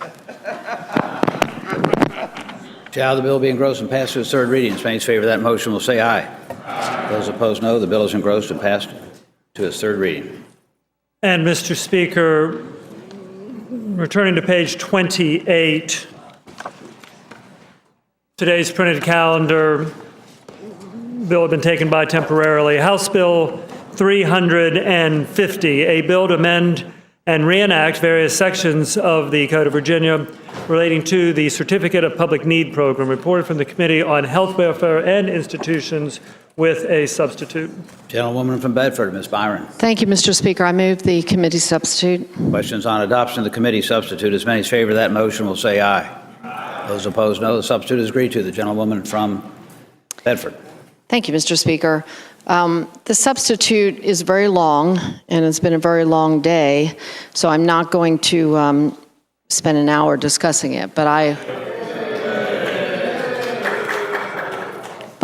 will summarize.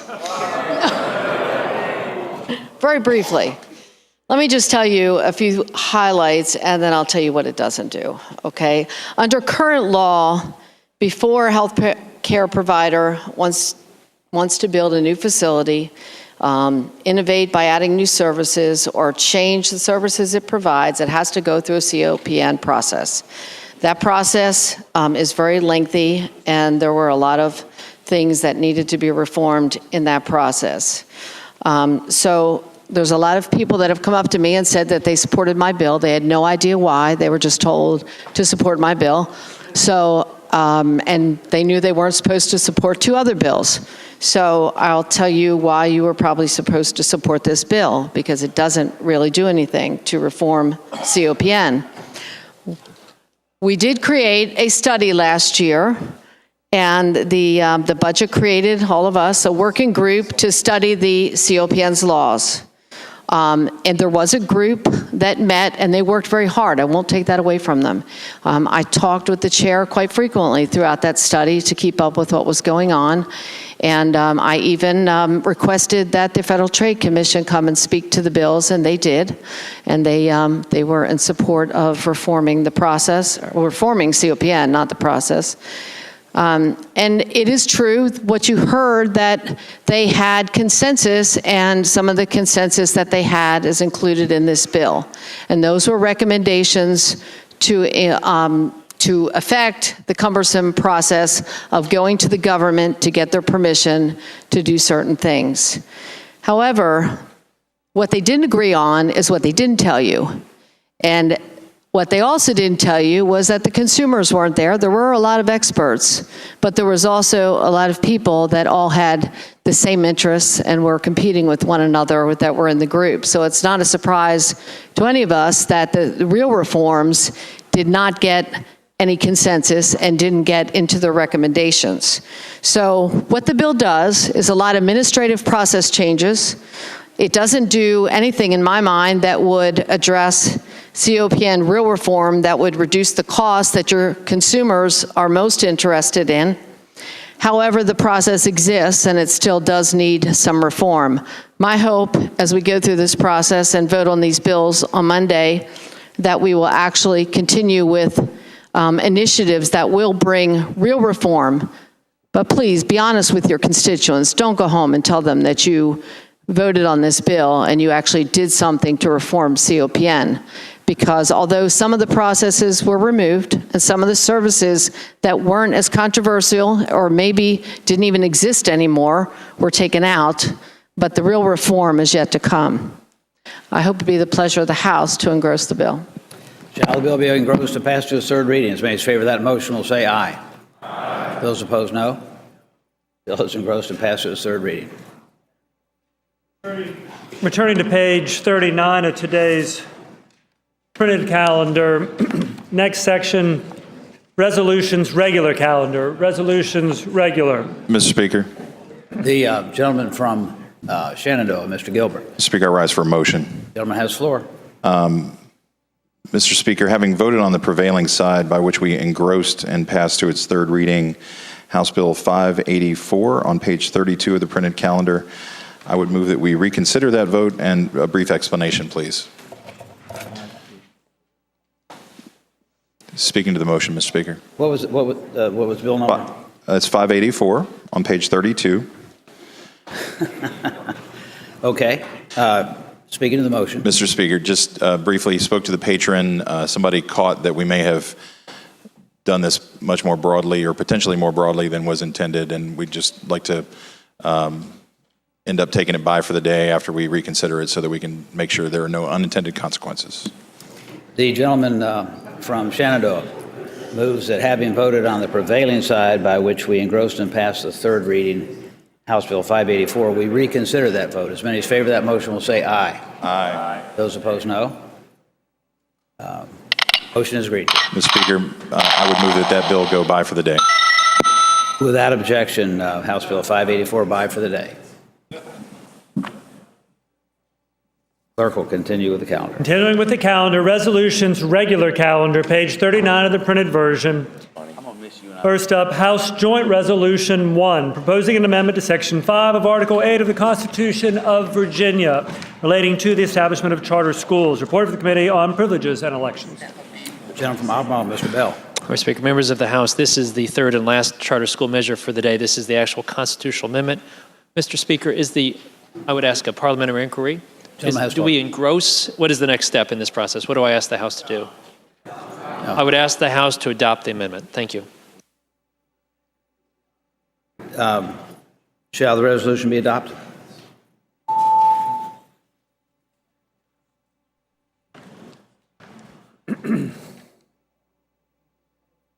Clerk will close the roll. Ayes 52, noes 47. Ayes 52, noes 47. The resolution is adopted. Turning to page 40 of the printed calendar, House Joint Resolution 7, directing the Joint Legislative Audit and Review Commission to review the Virginia Economic Development Partnership Authority report for the Committee on Rules with a substitute, and the committee substitute was agreed to on the 11th yesterday. The gentlewoman from Bedford, Ms. Byron. Thank you, Mr. Speaker. I explained this resolution yesterday, and I would move adoption. Shall the resolution be adopted?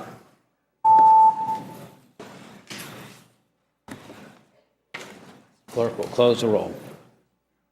Ayes 96, noes 0. Ayes 96, noes 0. The resolution is adopted. Next up, Senate Joint Resolution 90, confirming appointments by the governor of certain persons communicated to the legislature October 1st, 2015. Gentleman from Spotsylvania, Mr. Cole. Thank you, Mr. Speaker. The Senate Joint Resolution 90 confirms appointments made by the governor, and I would move its adoption. Shall the resolution be adopted?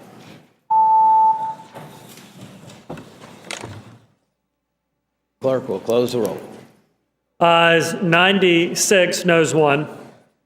Ayes 96, noes 1. The resolution is adopted.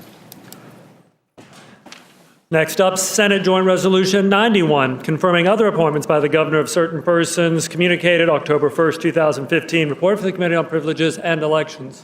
The gentleman from Spotsylvania, Mr. Cole. Thank you, Mr. Speaker. This also confirms appointments made by the governor, and I understand there may be a floor amendment. We don't have a floor amendment yet. Mr. Gentleman Speaker, from Scott, Ms. I Kilgore. thought I filed a floor amendment. Could this resolution go by temporarily? Just a second. Without objection, Senate Joint Resolution 91 by temporarily.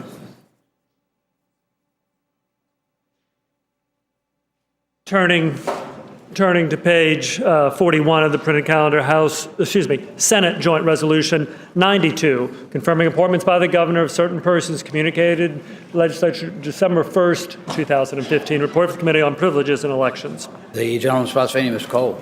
Thank you, Mr. Speaker. Senate Joint Resolution 92 also confirms appointments of certain persons by the governor, and I would move its adoption. Shall the resolution be adopted?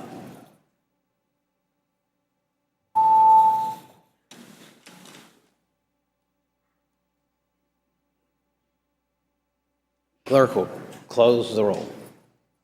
Ayes 97, noes 0. Ayes 97, no 0. The resolution is adopted.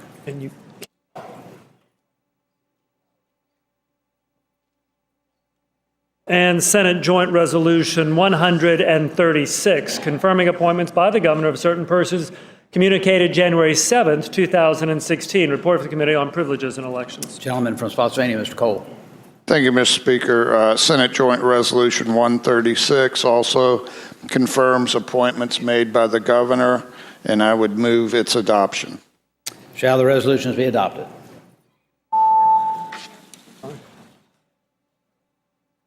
Clerk will close the roll. Ayes 97, noes 0. Ayes 97, no 0. The resolution is adopted.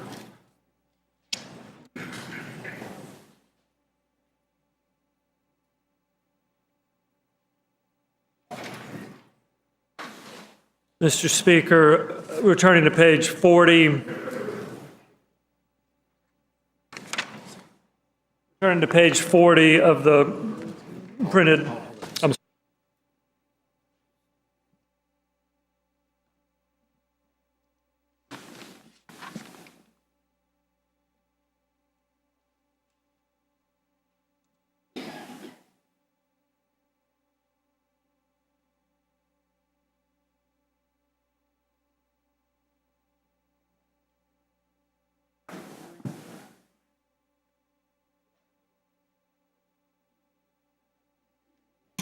House will be at ease.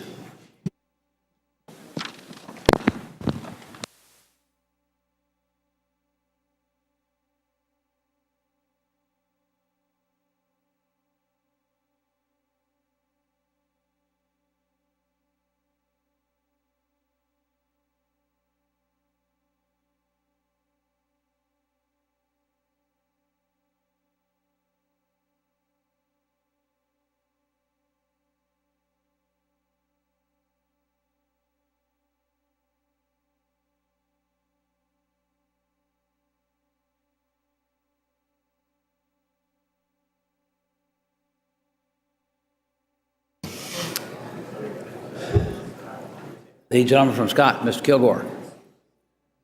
Withdraw my amendment. Gentleman from Scott, Mr. Kilgore withdraws his amendment.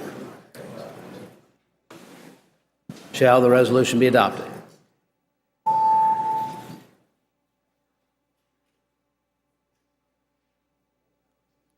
Clerk will close the roll. Ayes 95, no 0. Ayes 95, no 0. The resolution is adopted. Continuing with the calendar, page 41 of the printed version, memorial resolutions laid on the Speaker's table. The memorial resolutions to be adopted in block are listed on pages 41 and 42 of the calendar. Does any member desire to remove a resolution from the block? Hearing none, all those in favor of adopting en bloc the memorial resolutions laid on the Speaker's table listed on pages 41 and 42 will please rise.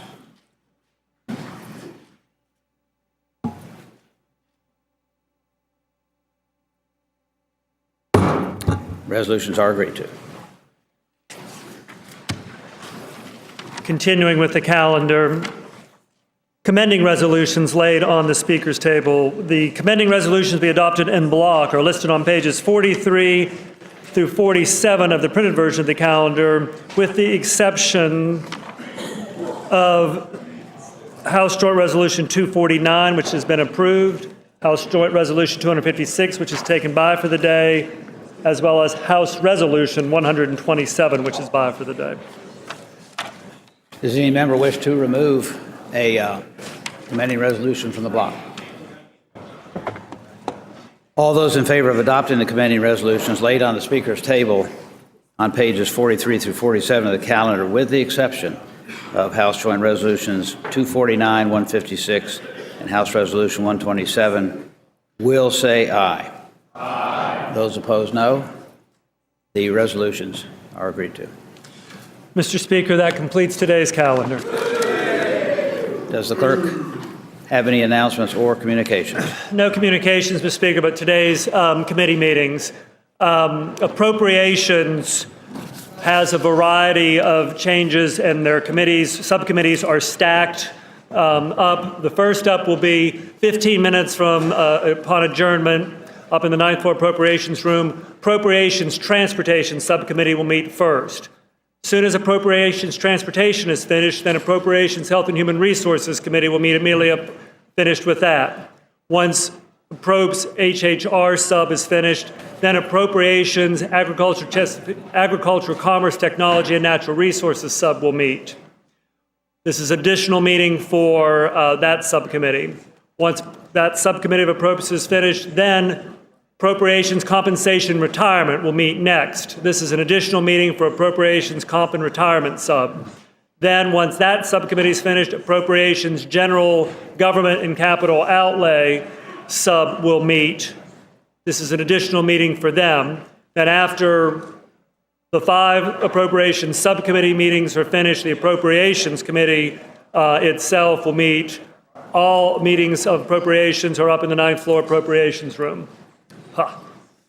Courts of Justice will meet 1/2 hour after adjournment of the House in House Room C. Courts of Justice will meet. However, the civil sub and criminal sub meetings are canceled. Looking ahead to next week on Monday the 15th, the Transportation Subcommittee number 1 meeting has been canceled.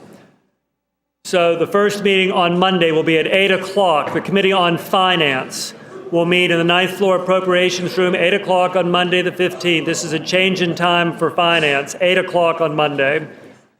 P&E's Constitutional Subcommittee meeting has been canceled, as has the Committee on Education on Monday. So once Finance meets at 8, the Democratic Caucus is going to meet at 9:30 in House 9:30. 9 o'clock. Democratic Caucus will meet at 9 o'clock on Monday in House Room 2. That's a change in time, obviously. And the Republican Caucus will meet at 9 as well on Monday. Republicans in House Room 1, Democrats in House Room 2.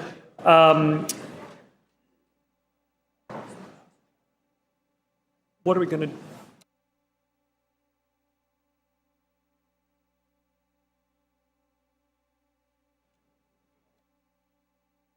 Committee on Science and Technology will not be meeting on Monday. Mr. Speaker, that completes the announcements that I have.